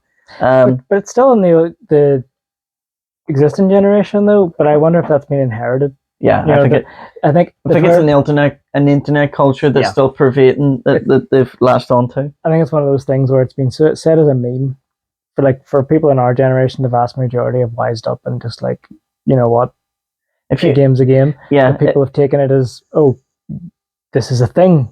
This console war thing, it exists. It's the whole psychology of the tribalism, and that's, yeah, I don't know. See if like there was an alien race to come down and say, right, we're going to make this law now that if someone like disagrees with you or you don't agree with someone, just ignore it and just get on with your life. But if you make a stink about it, we're going to zap you with a ray gun and turn you into a pile of ash. That would be perfect, because I know for enough people go, oh, well, what about debate? The problem is we don't debate anymore. Well, there's a difference. People screech at each other. Like, the thing is that there's debate, and there's constructive. Yeah, there's heated debate, and there's getting annoyed because someone disagrees with you. Yeah. There's a very, it's not even really a fine line. There's a clear difference. Yeah. You can see. It's not the same as what it used to be. No. People could have turned around and go, I don't agree with that because I think this. Whereas now it's just people like throw specific buzzwords to, like the console war thing. Yeah. Like the way people go Xbox or people go Sony Pony, and you're like, oh, it's very cringy. Yeah, it really is. Because even back in the day, I suppose, and this is very much an old man shakes fist at cloud moment, I suppose. Yep. But like, you could go so far as to disagree with parts of a thing and still agree with it. Oh, I fairly compromise. Things, there was that nuance. Yeah. Whilst, because again, you would have had even in the console wars, you'd have, I was on Xbox because I was a Halo fanboy and blah blah blah. And all my friends were on it, but I, wish I could have played this exclusive title that was on, the PlayStation at the time, the Killzone. Whenever I had a PlayStation 2, I loved playing Killzone. That felt really heavy. Yeah, it felt good. Heavy, just chunky. But nowadays you don't really get that anymore. But then again, all the big games are cross-platform as well, I suppose. Yeah. Which is good and bad. The thing I don't get is again, if you did a podcast specifically on gaming, would be an interesting topic about the whole Blizzard Activision purchase, of Microsoft buying them. And it's always, I know people could say it's clearly biased, shown depending on what your preference is, in the sense that, the Xbox fans, of course you'll be for it because you own an Xbox. But, like, there's been loads of examples since, like, PlayStation 3 at least, where there's been Sony has got exclusive deals with developers. And fair enough, maybe they haven't bought a whole developer, but, they've paid for like IP deals on certain brands or certain say it's for 3 releases of a particular title. The amount of Square Enix games that came out just for PlayStation, you may as well have said you may as well have seen it was their studio, because the amount of times that there was games that they never bothered onto the Xbox. In my head, I heard Square Enix and I just thought of PlayStation. Yeah, that's always what I thought. Well, look at Final Fantasy VII remake on. So fair enough. I always wonder, was at any point Naughty Dog independent, or has Sony always owned them? And I know, the first Naughty Dog game I can think of was Crash Bandicoot. Yeah. But yes, you could argue, they bought Bungie recently. Yep. And did they not buy, or they've got a contract or something with Insomniac? I think so. It sounds about right. The thing is, though, if you bring up these points, people are going, yeah, but they don't make games like Call of Duty. If they did, let's be honest, I was going to say if they did, they wouldn't be in a position to even allow an exclusive deal.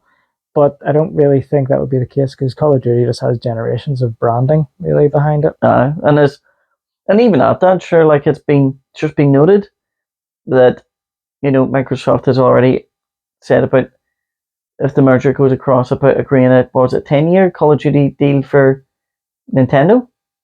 So, and if you look also, Minecraft is owned by Microsoft. Yeah. They bought Mojang.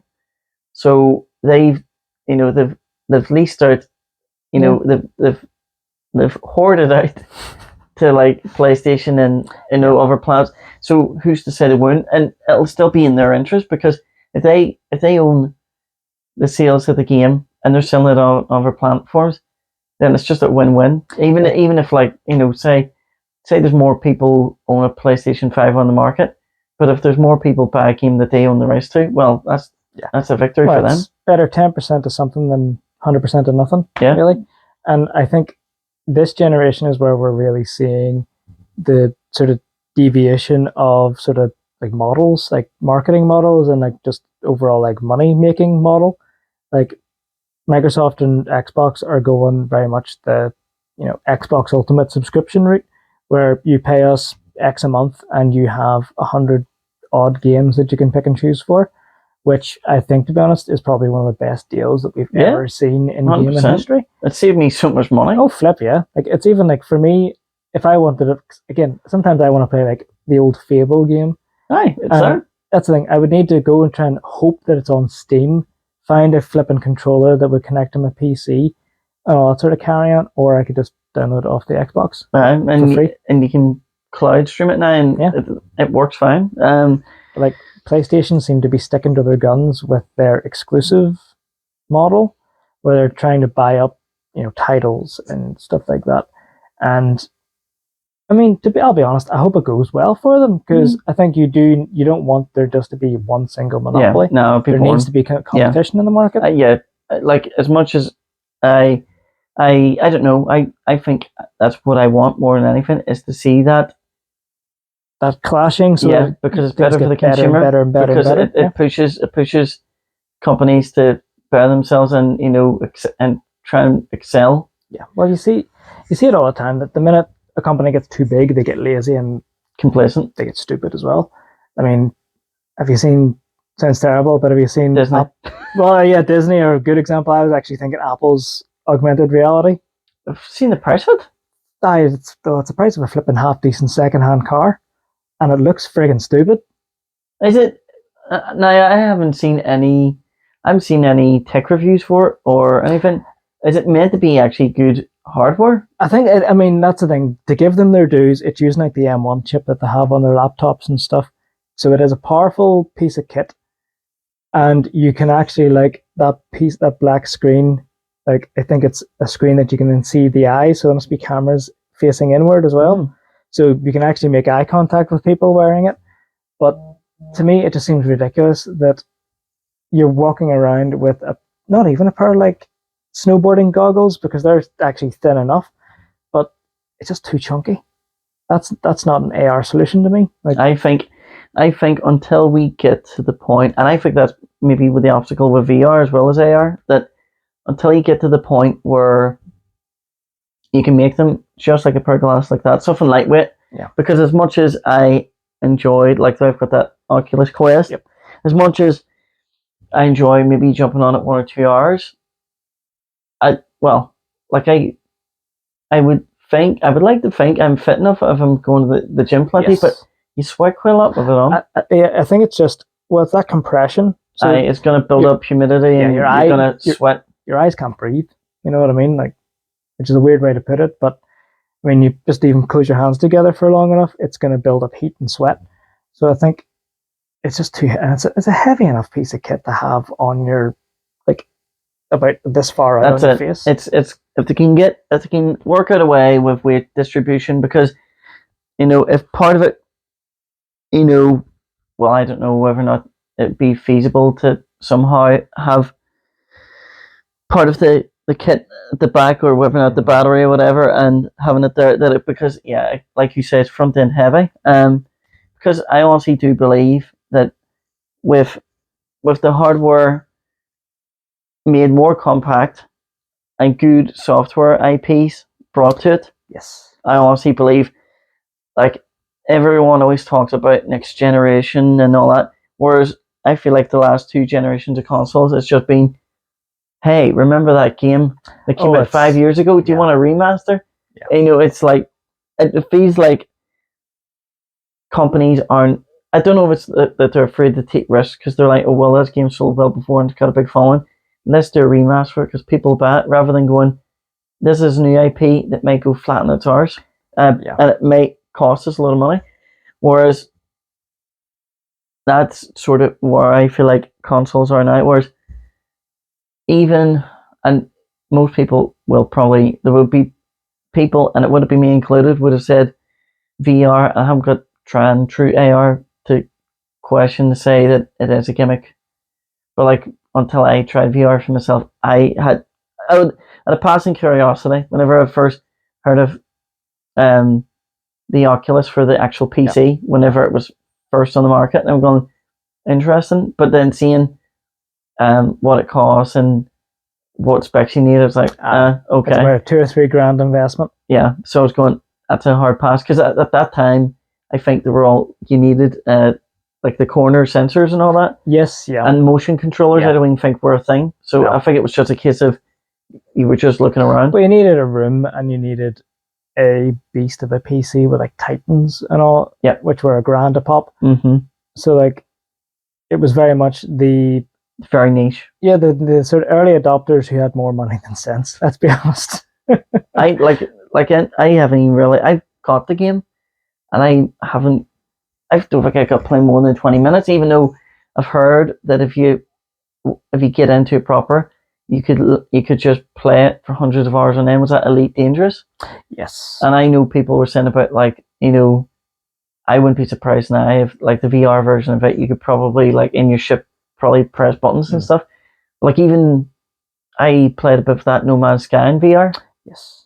And I'd be honest, like, even though, again, we all know well that for anyone that's played or watched footage of VR games, the graphics aren't on par with some of the things you see on, like, PlayStation 5 or Xbox Series X.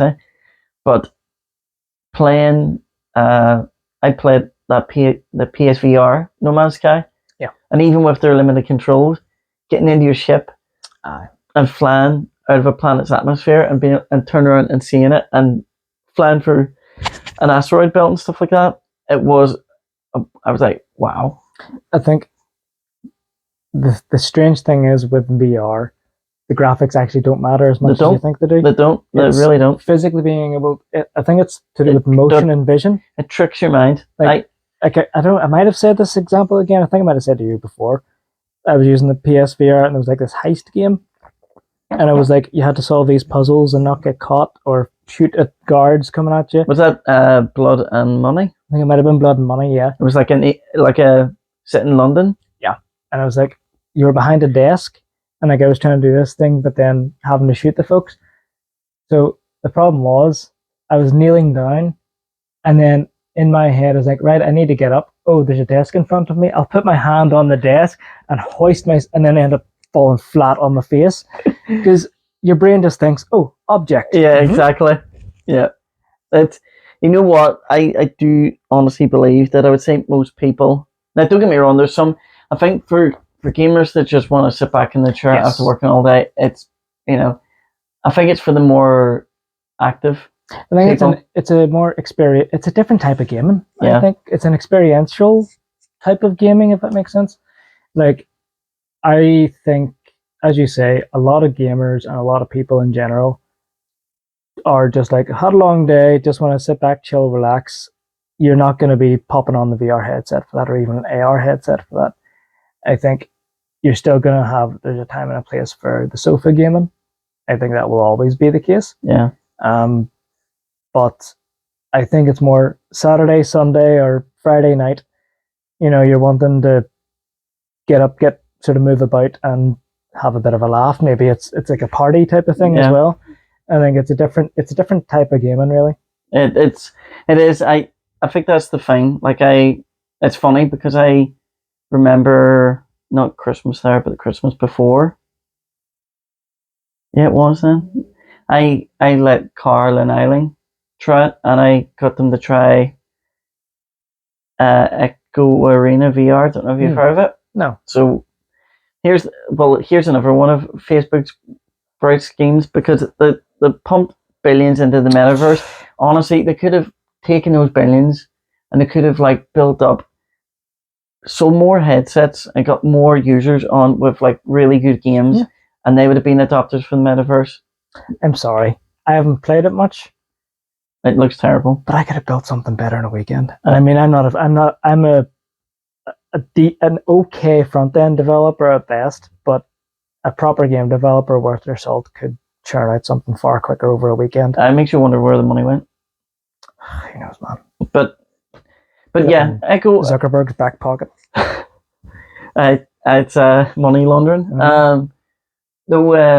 So Echo Arena, it was, you know what, this thing had like esports tournaments and all, and apparently they're closing it as of August, and the amount of people that were not happy, like apparently there's about, well, whenever it first went out, I think within the first week there was like 20,000 petitions saying, you know, please no, because it was a free game. Yes. And the whole setup is whole thing's in 0G, so it's done like a sports game. The best way you could sum it up is it's like, imagine you mixed Tron with Rocket League and Frisbee. Did you ever watch Ender's Game? That sort of thing, that GOG thing that they had. So that's what it is. It's like a blue team and an orange team, and you start out in this area, and so the only way you can move around is literally you're reaching out and you're grabbing onto the wall and moving yourself along, or grabbing onto like bars and pulling yourself and all. So you go out and it's like, from what I remember, it's 4-4, 5-5. But you come out, Frisbee's in the middle arena, you grab it, and again, you know, saying to someone, it's the tactile aspect of it. Exactly, because you're not, you know, it's not like press X, you know, like you're playing FIFA and someone's like, you're actually throwing a thing and letting go. Yeah, so like that interaction with your, you know, your actual hand and your brain, you know. Yeah. But you can, let's say someone can have the Frisbee, you can grab onto your teammates and like launch yourself off them, or you can like punch opposing enemy players and knock it out of their hand and stun people. And it was like, I didn't play it all that much because again, I would have went on for brief blips, and I always felt like it would be that thing that if you knew like a few people, yes, you all sign on and get on to your team. Yeah, it'd be class. But again, I don't know if they've changed their stance, but probably won't. But that was a great example of it. There's a load of like really good free VR games, but that was one I let Carl and Eileen play, and like you could see like from Carl's body language, it was fucking with his head, because literally, you know, even you just launch yourself off a panel and you look down and even though, like you say, graphics aren't photorealistic, but your brain, it completely tricks you. It accepts what it sees. I mean, let's be honest, the way our eyes work, we are actually seeing things upside down. It's just know that? Yeah, like what we are seeing is actually upside down. It's just our brain flips it up the right way around. Oh, okay. Like just because it's the same way with like a camera lens, like an old school camera lens, where it comes through and like basically gets flipped. Oh yeah. Same way it works with our eyes, but our brain is smart enough just to correct everything for us. Like the equivalent of like whenever someone gives you a sentence that's backwards that it can decipher. Yeah. Like, and it's the same thing with the VR. It just fills in the gaps and accepts this new reality that it has. It's when you get, let's say there's a few things for it, like that Blade Sorcery. Yes, yeah. You know, I was whenever I get the whole music thing done, I might go out of my way to maybe get like a cheap wee one, just, you know, PC or something just for VR. Yeah. But and maybe get like something that's maybe a headset that is more compact. See, I have the Quest 2, and the issue that I have, my PC is in my wee box room, but it's obviously too small. So back in the day, like I would have had it like the PC as close to the wall as possible, running the cable through, and the cable's just not long enough. I'm toying with the idea of, if I get back into VR, looking at saving money up for the Quest 2, like the one where it is just no wires, no cables. Yeah. I've got the Quest 1, and you can, like, my PC's upstairs, but I can. Oh, you can do cast to it. Yeah, there's one. There are official ones like called Airlink, I think it's called. But I can remember there was a third party app, and it's pretty reliable. It lets you, like, the amount of settings that you can change.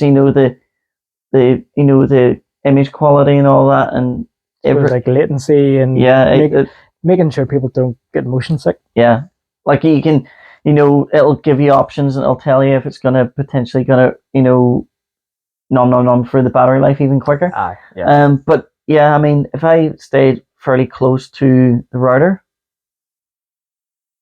from what I remember, it seemed like it was still passable quality. I see playing like Boneworks. In a big room where you're not likely to punch a wall or something. I think that's the thing.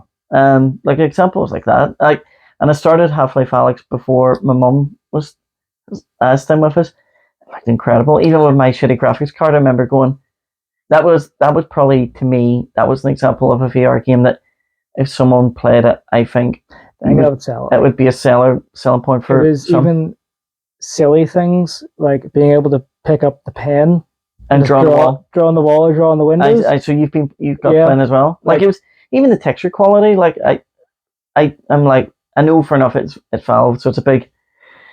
But you look at that and you go, right? Why there needs to be more people doing things like that? Yeah, I think the challenge that we've had with AR, even especially with, like, I think Apple's example is a perfect example of this. But it's a solution looking for a problem at the minute. Like, like we don't have a reason to buy this. It's not solving anything. Yeah, exactly. There needs and it has to have a purpose for its existence. Yeah, and I think that the problem is then it's trying to be a Swiss Army knife for a problem that doesn't exist. Whilst if you had, this is going to be like, I mean, Google Glass actually ended up becoming like something that was very useful for like industrial stuff, like, remote training for people like mechanics and engineers and stuff like that. So it's found its sort of calling, for lack of a better term, in the industry, like in industrial work. Whilst that sort of commercial aspect, there was no real purpose for it. At least at that time. I think over the years there will become more reason behind it, but I think you do need to, again, you need to have a platform. You need to have, like, I think I've said this before, but to that sort of build it and they will come aspect with this stuff just doesn't work, because you don't have a reason for them to join. You don't have a reason for them to stay. Yeah, 100%. I think that's why there needs to be, for that, at the moment there needs to be like what consoles have, killer apps. You need your software that makes people go, I need this. You need that, like, that linchpin that really just hooks people. This is the gap in my life. Yeah. This is something I need experience.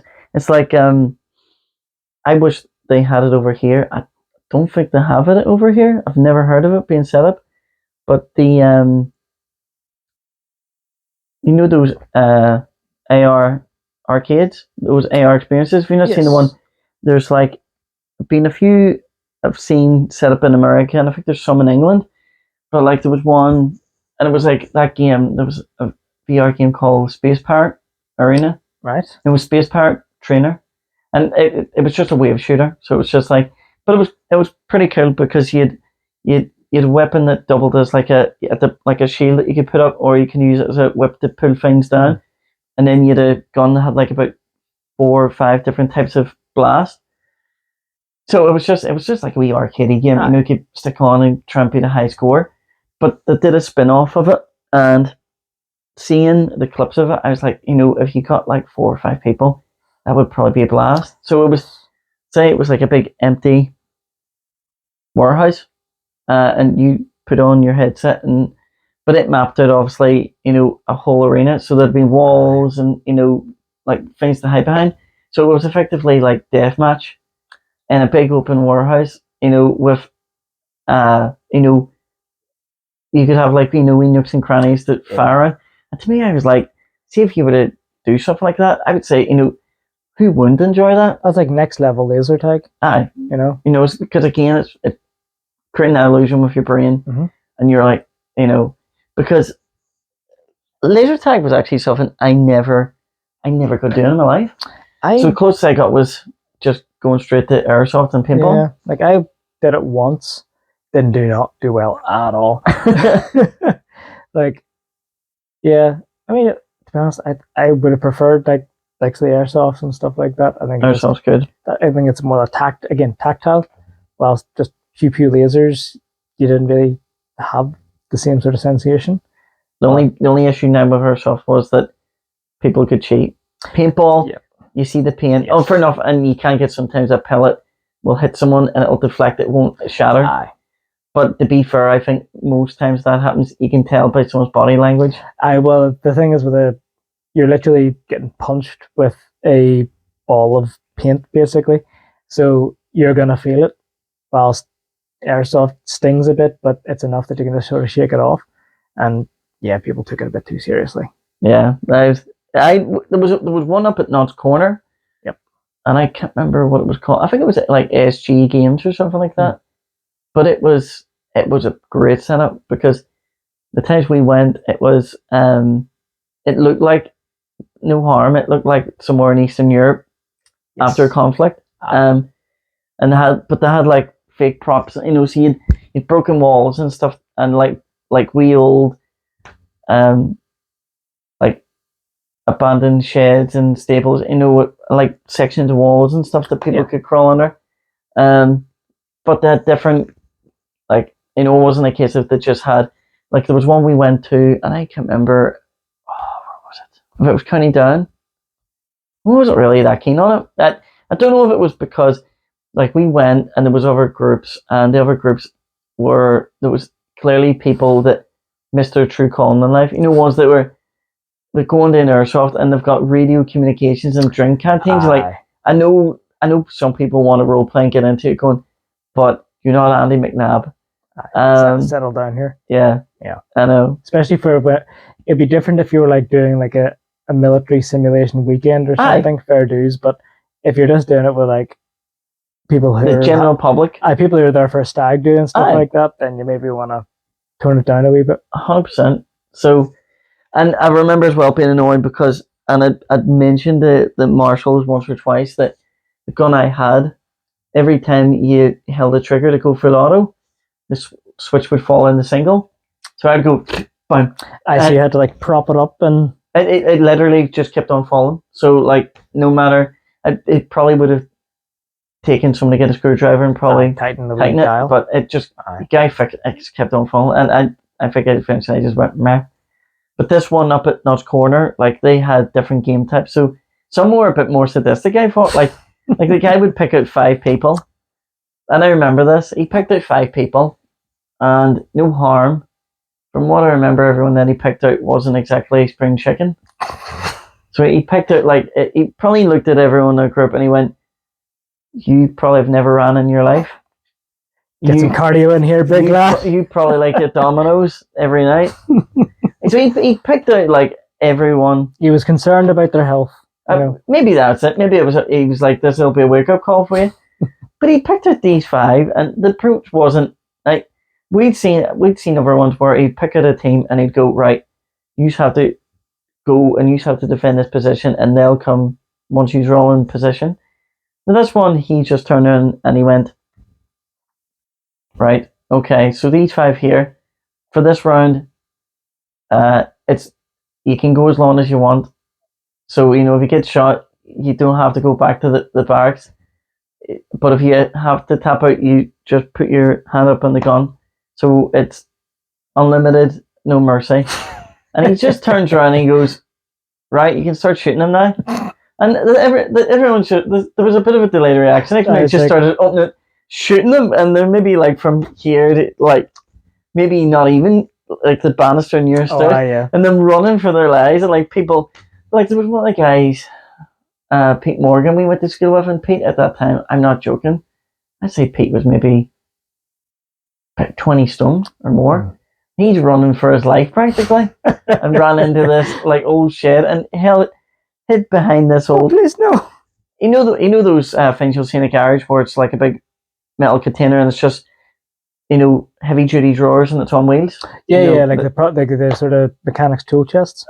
So he was practically like hid behind something like that at the bottom, and it was like was like that part in The Godfather where James Caan gets about 80 bullets into him. It's just I was standing going, and you hear the ricochet, just hearing the ricocheting of pellets and like whimpered screams. You're terrified just hearing it. And then I got told that like 2 of our mates held one another down and shot him in the arse, and I think he was practically water in his eyes. You're like, yeah, they would do that. this is probably the sort of things now that would probably be published in an article or put on Twitter and deemed as like, assault. The calling for the site and the company to be reprimanded or worse, lynch them. But there was some really good setups. Like there was another one where they put 5 or 6 in the back of a Jeep and a guy drove them around, and the rest of the players had to get them to submit. All right. So the first time, no, it was just a case of it just seemed like they had everyone running. But then the next time, it was just like everyone was way more aggressive, running after the Jeep, and they literally couldn't get up for the hail of fire. There was just practically just in a fetal position. But I remember someone getting shot in the balls. Oh, they just dropping his gun and running off. Oh, my balls! And the guy grabbing his gun as well, because this guy like got a shotgun. So apparently those for the air. Well, I don't know if they're all the same, but this airsoft one was actual shells loaded with pellets. The gas was in the shell, and like they had the little like holes for the pellets, wasn't it? So it was an actual pump shotgun, but I think he shot his mate. It wasn't even like 1 pellet. It was probably about 12. Yeah.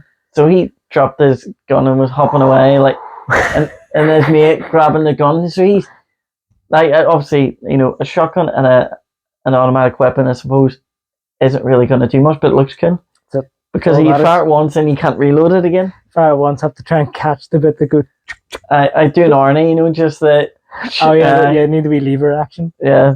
But it was a great site. I don't know if it's still going. I remember it would be one of those sort of things I would love to do. But again, if you're gonna organize something like that, when everyone's got kids, you have to say, "Are you free in 2025?" Can you pencil yourself in and get the paperwork sorted so that? And they're going, "Oh, I don't know. What day is it?" The Sabbath true. But yeah. Then again, it's good to have experienced those things. Well, no, that's it. And again, I think that's the thing of actually, to a degree, getting out and getting away from the games to a degree and getting out and experiencing these sort of things yourself is just good crack. That's what it is. I think that's it. There's once people are, I don't know. Again, I just seem to find that the people I know who do struggle more with wanting to engage in social gatherings do tend to just gravitate towards going, nah, I'm just gonna sit in and play games. I think that's where I've got that outlook came from me, because the people that typically do all the people that do generally not go, it's because that's all they do. Yeah, but also I think it can be, you can get comfort something zone too. Yeah, I think you can get something in your head and big it up. Like realistically, because we are meeting up and going to the pub or whatever, we're doing it on the regular. Yeah, it's not a big deal. Exactly. It's enjoyable, and it's a big deal in that sense that it's good to do, but it's not like a stressful thing. It's not out of the ordinary. Yeah. Whilst if it's something that is out of your routine and out of the ordinary, and then you don't do it, it sort of adds it makes that thing a little bit bigger and a little bit more scary. So I think it is, well, for us, it may not feel like a big deal. For others, it might do. Yeah, it's a tricky thing to do. Like, I think you'd even start small of go for a walk or even like go to a drive-through for a cup of coffee or something like that. Even something that's like 5 minutes rather than like 2 or 3 hours of dedicated chat. I think you need to start somewhere. Like, you don't know what way the human brain works really, because sure, let's say out of nowhere, my dad was agoraphobic for about 2 or 3 years. Would have went out of the house quite often. Then just one day, it's just like couldn't. And then gradually over time, I don't know. Again, it's just I think at the time he had there was people coming out from the hospital, so it would have been no, people that would have dealt with mental health type thing, they specialise in that. Trying to gradually, get adjusted to, like maybe say just walking to the bottom of the street, going, are you comfortable here, and then building upon that over time. So again, whether or not there was something triggered that for him, but I think the problem is though the more you find yourself in that position, the more you will make a mountain of an anthill as well. Yeah, I think at the end of the day, you need to set it. You need to pick something that is progress that in your head sounds almost silly. Yeah. It's so simple and so small that it sounds silly, but it is still a step in the right direction. Small victories. Yeah. And again, you do that and you just get into a habit of doing that, because even if it's something that, even if you think it's silly, it's not silly, because it's, again, step in the right direction. And it just builds up one thing after the other. And next thing you know, you're doing absolutely crazy stuff that, everyone else is wondering what you're playing at. Like I know there's things that, I suppose like everyone has like a mate or someone to work with that every time you speak to them, they're doing something like, oh, just climbed Ben Nevis last week or whatever. I know people that have done that and all that, but yeah, I mean, like I wouldn't thank you for jumping on a roller coaster, but if someone said to me, "Do you want to do a skydive for charity?" I go, "Yep." See, that's the thing. Like I ended up being like that sort of person where, like, because I would have done like the Krav Maga, the sword fight, and all that sort of carry on. Yeah. And I was chatting to someone at work, and they had signed up to do. It was either they had signed up or someone that they knew had signed up to do the like abseiling down Belfast Castle. Yeah. But they got sick or whatever, and they were just saying, "Oh well, do you want to do it?" And I was like, "When is it? This Saturday?" "Yeah, sure, whatever." And next thing, I don't know why they had asked me, but I think it probably was just because they knew I was probably up for it. So yeah, I think if you're just live in the moment, live in the moment, and it's also building up your tolerance for that sort of stuff. Like, 100%. Because again, well, you'll not forget it. No, you won't. And again, it's building yourself up, because I would have said I was quite a quiet, introverted person. No, but I would say you'd be probably open to, experiences and doing things. You know what I mean? Yeah. Rather than, like, it's better, not to be morbid, but it's better to be on your deathbed and to regret things you have done than you haven't done. Rather than going, I should have done this and I should have went to Portrush. The way I see it, it was like, oh, I was a clampet for doing that, or that was a silly thing to do, but at least you did it. Yeah. At the end of the day, it's even if you did something and you make it proud of yourself, it's still probably a funny story or something. There's something to be taken from 100%. Like it was maybe 2018 onwards, I sort of was like, made the realization, anytime that someone's telling a funny story, it's never that things went to plan. It's always things went absolutely belly up. Yep. So anytime like I'm on holiday or if something goes terribly wrong, it's like, that'll be a good story. It'll be a good story, so who really cares? Yeah. It'll be either a good time that I will enjoy in the moment, or it'll be a good story that I can tell folks over a cup of tea or a cup of coffee. So it's a win-win. Yeah, I mean, that's the way I look at it. Is if you're, I don't know, if it creates a mental note, somewhere, to me that's a good success. Sign. Yeah, and it's the same, like, it's a strange one to say. Like, so people could argue things like or going to the pub, or whatever, oh well, nothing will happen there. But to be fair, I mean, there have been times we've been up there, memorable things have happened, and I think for the most part as well, even if maybe you do have one or two too many, for the most part, unless you're sick as a dog, but for the most part, I'd say you'll have a general sense of the feeling of how you felt if you had a good or bad night. Yeah, I think. You know what I mean? Even if you can't tangibly say, "Oh, it was good because of this." Well, yeah, like I always think. You may disagree, but I always sort of think if people connect not being able to remember what happened with having a good night, I think that's kind of like not great. No, because you don't know whether you had a good night or not. You're just assuming you did because you got very, very drunk. Yeah, I know you can't make this assumption. I do tend to get where I think I've got that duality of I believe that if you need that to have a good time, it's a bit worrying. But at the same time, I think as well that, well, for me, it depends how long you're out. But if like you're out and the next day you're like, oh, geez, you're maybe thinking, I tend to find that whenever I'm in good company and having a laugh, I tend to feel the effects of alcohol. But if I'm maybe sitting in an environment and maybe it's just like, maybe it's like a maybe humdrum, I can walk away and just be very, I don't know, not inebriated and feel like, I'm all right. I know if it's an energy sort of thing, like whatever the happy chemical is, serotonin or whatever, is it that you're having a good time and then because of the alcohol, you're feeling it more, feeling the positive emotion more, maybe?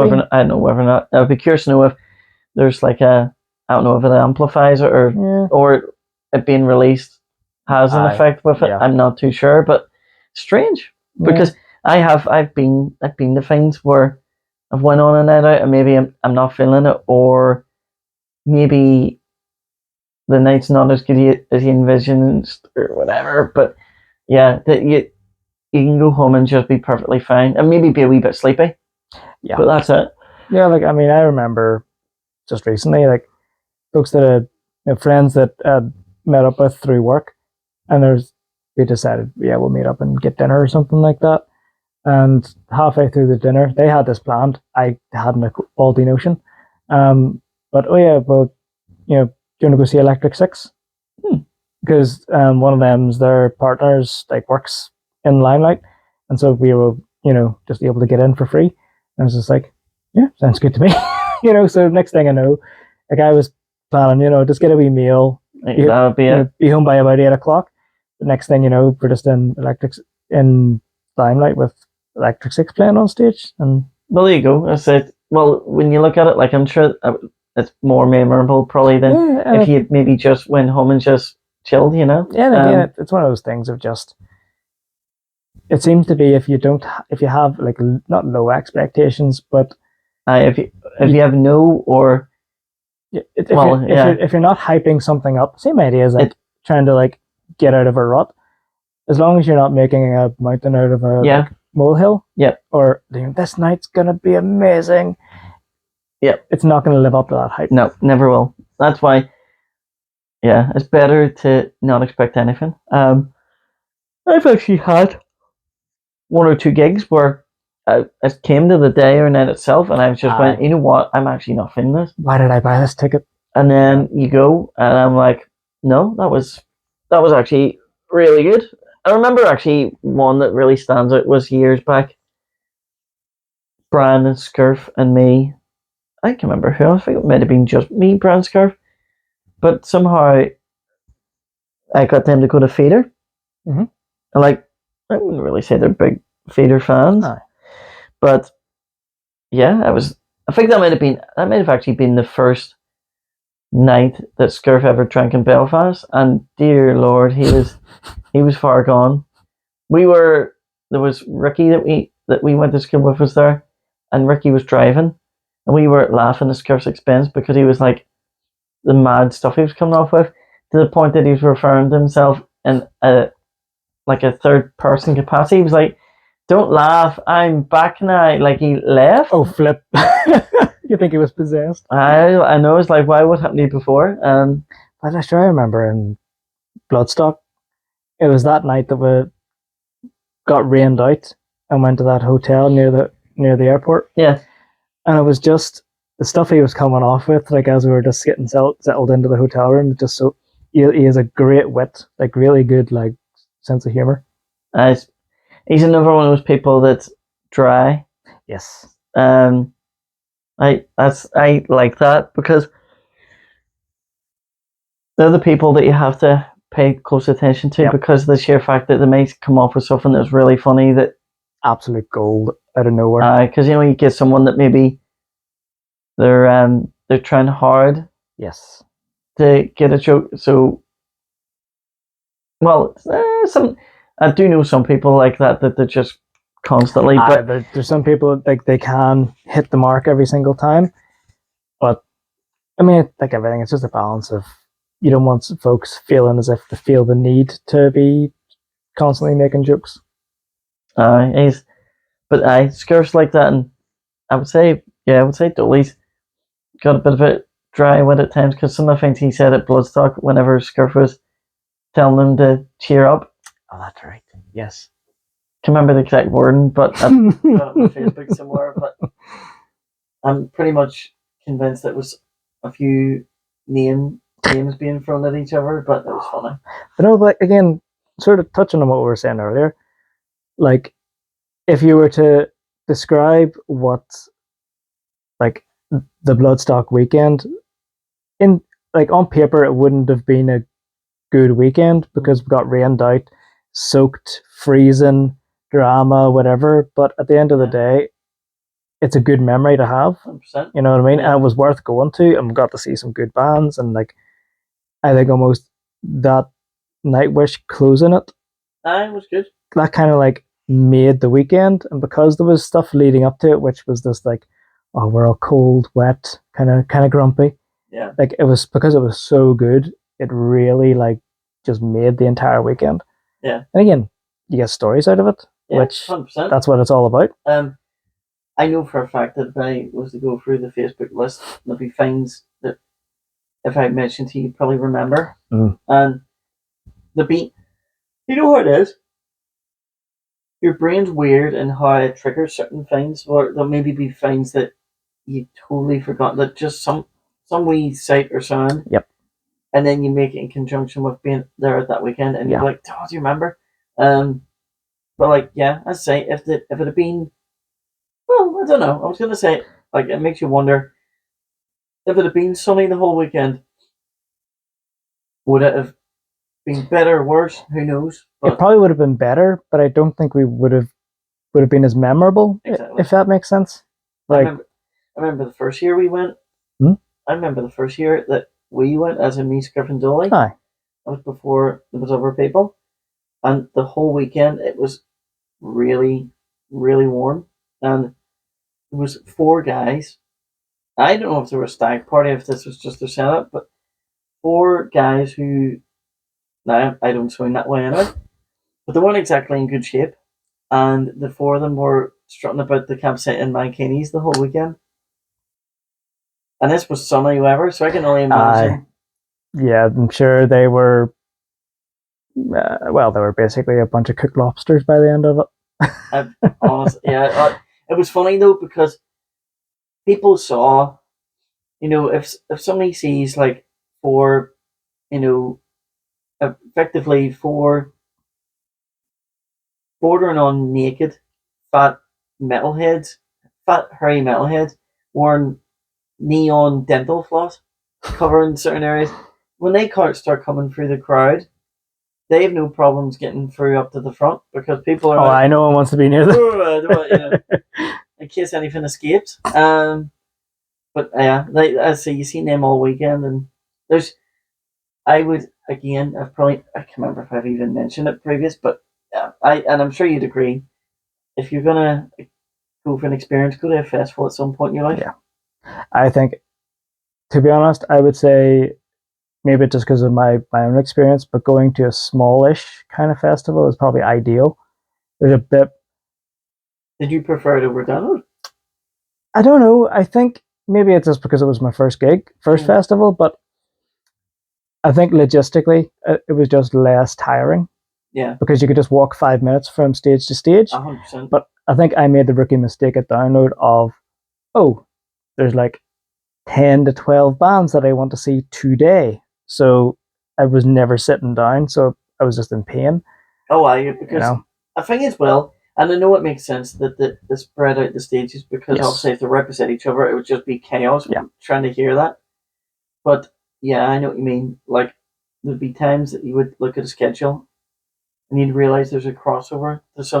And that's one thing I like about Bloodstock is because they only have 3 10s, and one of which is the new blood. So chances are they're more reserved for people that want to hear new things. So you're not really probably chances are you're not going to be like, oh, I know I really like this band, I really like this band. It's more a case of I like this band, but I'll see what this other band's like. And it's the sort of thing that what you could do as well is even if there was crossover, realistically, you can still walk between them. Yeah, like all you needed to do, okay, they're wrapping up, turn around, literally walk out of the tent, and you're already hearing and seeing the band as you're walking up because it's all literally within throwing distance. Like, but again, I think it was just more a rookie mistake on my part with Download, where I was just like, oh, I like all of these bands, I must see all of these bands. I think I've learned my lesson where next time around, I'm just like, okay, let's pick 2 or 3 bands of the weekend that I really want to see. And then everything else is, if I feel up to it, I'll go and see them. Otherwise, going to chill out either by the tent or grab a wee patch of grass somewhere and have a wee kip. I'd say I thought like all what's on offer on Download's class. Yeah. But in terms of who was speaking right? Was it you had mentioned that you thought you'd heard that they'd actually moved the site? I know that I don't know if they've moved the full site, but I know they've like rejigged things around so that the hub section, can't remember the name, but like the main sort of social area, they've put that onto the tarmac or the concrete. Yeah. Because I mean, it was charging through. Like for those who don't know, basically it was like mud up to your middle of your shin, and it was a proper workout just to go to the bathroom. I'll be honest. Yeah, at the time I remember going, "This isn't fun." No. Because like, it was like you were every step you took was like a chance that your shoe was going to come off your foot. It was to the point where you were like deciding, do I want to go and put this in the locker? Because not only do I need to go over there and come back, I'll need to pick it up. So that's 4 journeys across this swamp that I need to make. Is it worth it? I don't need a phone. It's fine. I know. I was just like, you know what? I'll use carrier pigeons. Yep. I'll just shout really loudly. Yeah, using smoke signals back to home. That's it. But yeah, I mean, in terms of the acts they get and the amount of food stalls and everything. Mm-hmm. But yeah, I don't know. I feel like where the campsites are, it feels like a real slog to get to the main area. I don't understand why they have to be that far apart. And I mean, that's the thing, because we were actually within hearing distance of one of the big ones, because I remember I got to the tent and I was hearing Opeth playing, and I was like, "That's right, they're playing! Oh no!" But whenever you're in hearing distance to get to them, it's a 45-minute walk. It's still you're talking 2 miles that you need to walk just to get through the main gate of the stadium, and then you need maybe about a half a mile to actually get to the stage. I remember the wee hack that I had. I don't know if you recall. No. But there was when we were coming through the main gates. Remember, we had we bought drinks and we had a few. Yes. And we were approaching the gates and we're like, oh, they don't let you have a drink. Yep. And I had like hung my hoodie. Oh, that's right. And my pocket was there, and I was able to put the nest it there, and no one saw it. I was like, yes. Fuck the system. Yeah, the little like strap over bag before it was cool, you know. Yeah, it was just I was just like, this might work, and sure enough, it did. But it was there was bands that weekend I never got seeing, and then there was some that never like 12-Foot Ninja. I think they only had like a 45-minute set, and I think I waited 20 or 25 minutes, and I went, they're not coming on. Because regardless of if it's technical issues, if a band's slot goes up, it'll knock off everything else. So it's just a case of they don't get on. But that's why I left that tent. I went, no. But Carl had apparently been in that tent also, and he said that they'd get on eventually, but they only played like 2 or 3 songs. Yeah. So it wasn't really working out. Like, I was just seeing those band called Icon for Hire. They were like sort of that sort of pop punky pixie. There's things the genre these days they call it. Same idea. Technical issues. I think they came on and played for like a song or two, and that was it. And I was like, this is a flipping waste. And it was like, the smaller stage, which was sort of the back end of nowhere. It was like, I have to walk up this hill again. And you're like, yeah. Again, I think I've said before, don't know if it was even on this podcast, I wonder why they don't just have an acoustic guitar sitting connected up just like an amplifier, and even if the audio quality isn't great, you'd rather them at least just be playing a few acoustic numbers so that you're actually seeing a performance. Yeah. I know I don't know. It makes you wonder sometimes how, like, I mean, I would go as far as to say probably now. I would say, with the exception maybe Rennes and Leeds or whatever, that Down is probably the biggest rock festival in the UK. Yeah. Well, probably, I mean, some people would say it's rock and, well, I'd say it's rock and metal, probably, because a bit of both, depending on who you go to see. Yeah. But you would say it's probably the biggest one, so it makes you wonder how shit of that magnitude can happen. Yeah. I mean, you can understand this. Maybe people would say I'm being nasty, but is that meant to be? You could understand maybe Bloodstock because they're a smaller group. Oh, yeah, like they're an independent family-owned business, so you could understand them not necessarily having, pristine sound quality. But I don't even remember them having that. No, they run a pretty tight ship. Yeah, anytime we were there. There was maybe there was a few because you have a better ear for it than I do, so I remember you saying that audio quality and this it wasn't quite lined up right for a few things, but the fact is that we're still able to play and put the tunes out. Exactly. I mean, if it's I would much rather have something that's imperfect than nothing at all. Usually, for the most part, you'll maybe get a band comes on maybe the first 1 or 2 songs, and maybe find the sweet spot. Yes, and then getting it dialed in. Yeah, and then maybe about a third to halfway through the set, you'll start to notice they've got the sweet spot. Yeah, and then if they haven't got right by the time it's going off, I would say the only bad thing I've ever seen happen, and it wasn't even the sound guy's fault, was there's a band from down south called Primordial. Mm-hmm. I don't know if I've ever mentioned that story. I'd seen after that, I'd seen Primordial for the first time in Limelight, and the vocalist's voice was brilliant. The best way you can describe Primordial is they're like almost like folk, but doom / black metal, and some people probably like completely mellow folk metal.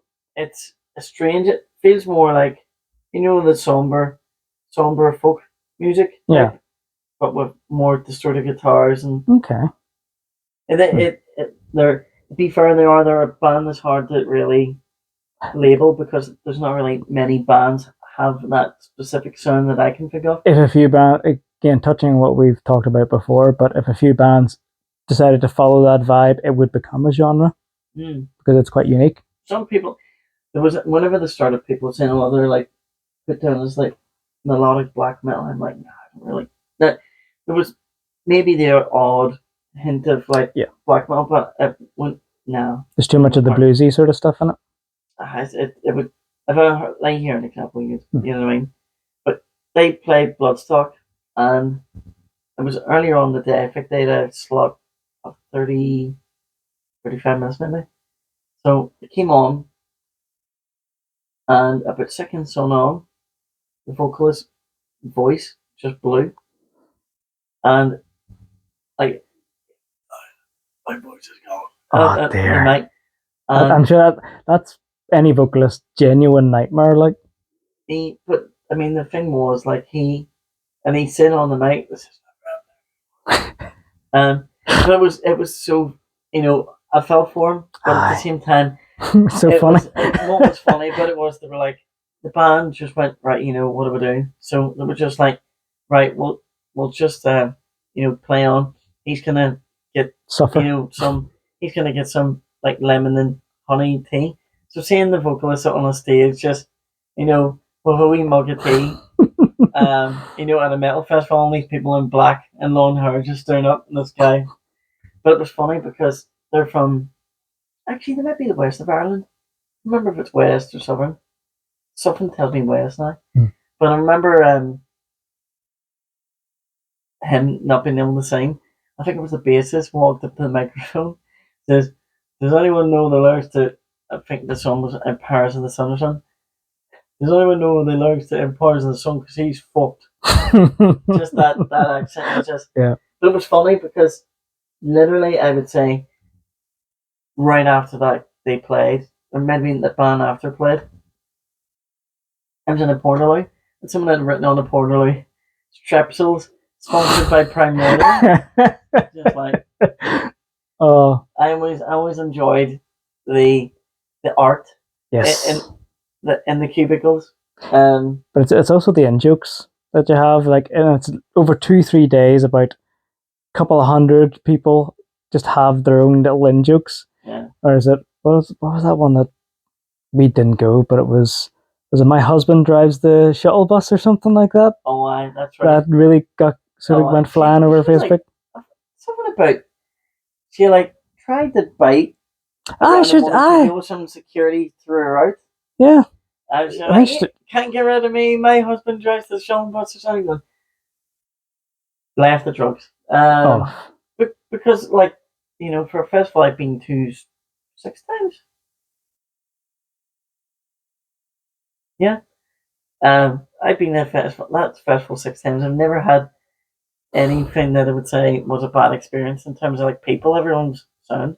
No, everyone a lot of funny experiences, but yeah, I mean, there's always going to be. Well, I mean, to be honest, the whole thing with the festival is it's for people to let loose, really, and so people will let loose. So you're always going to find folks who are they're letting their sort of eccentricities run wild. That wouldn't be acceptable in normal society. Yeah. It would within the confines of a metal fraternity.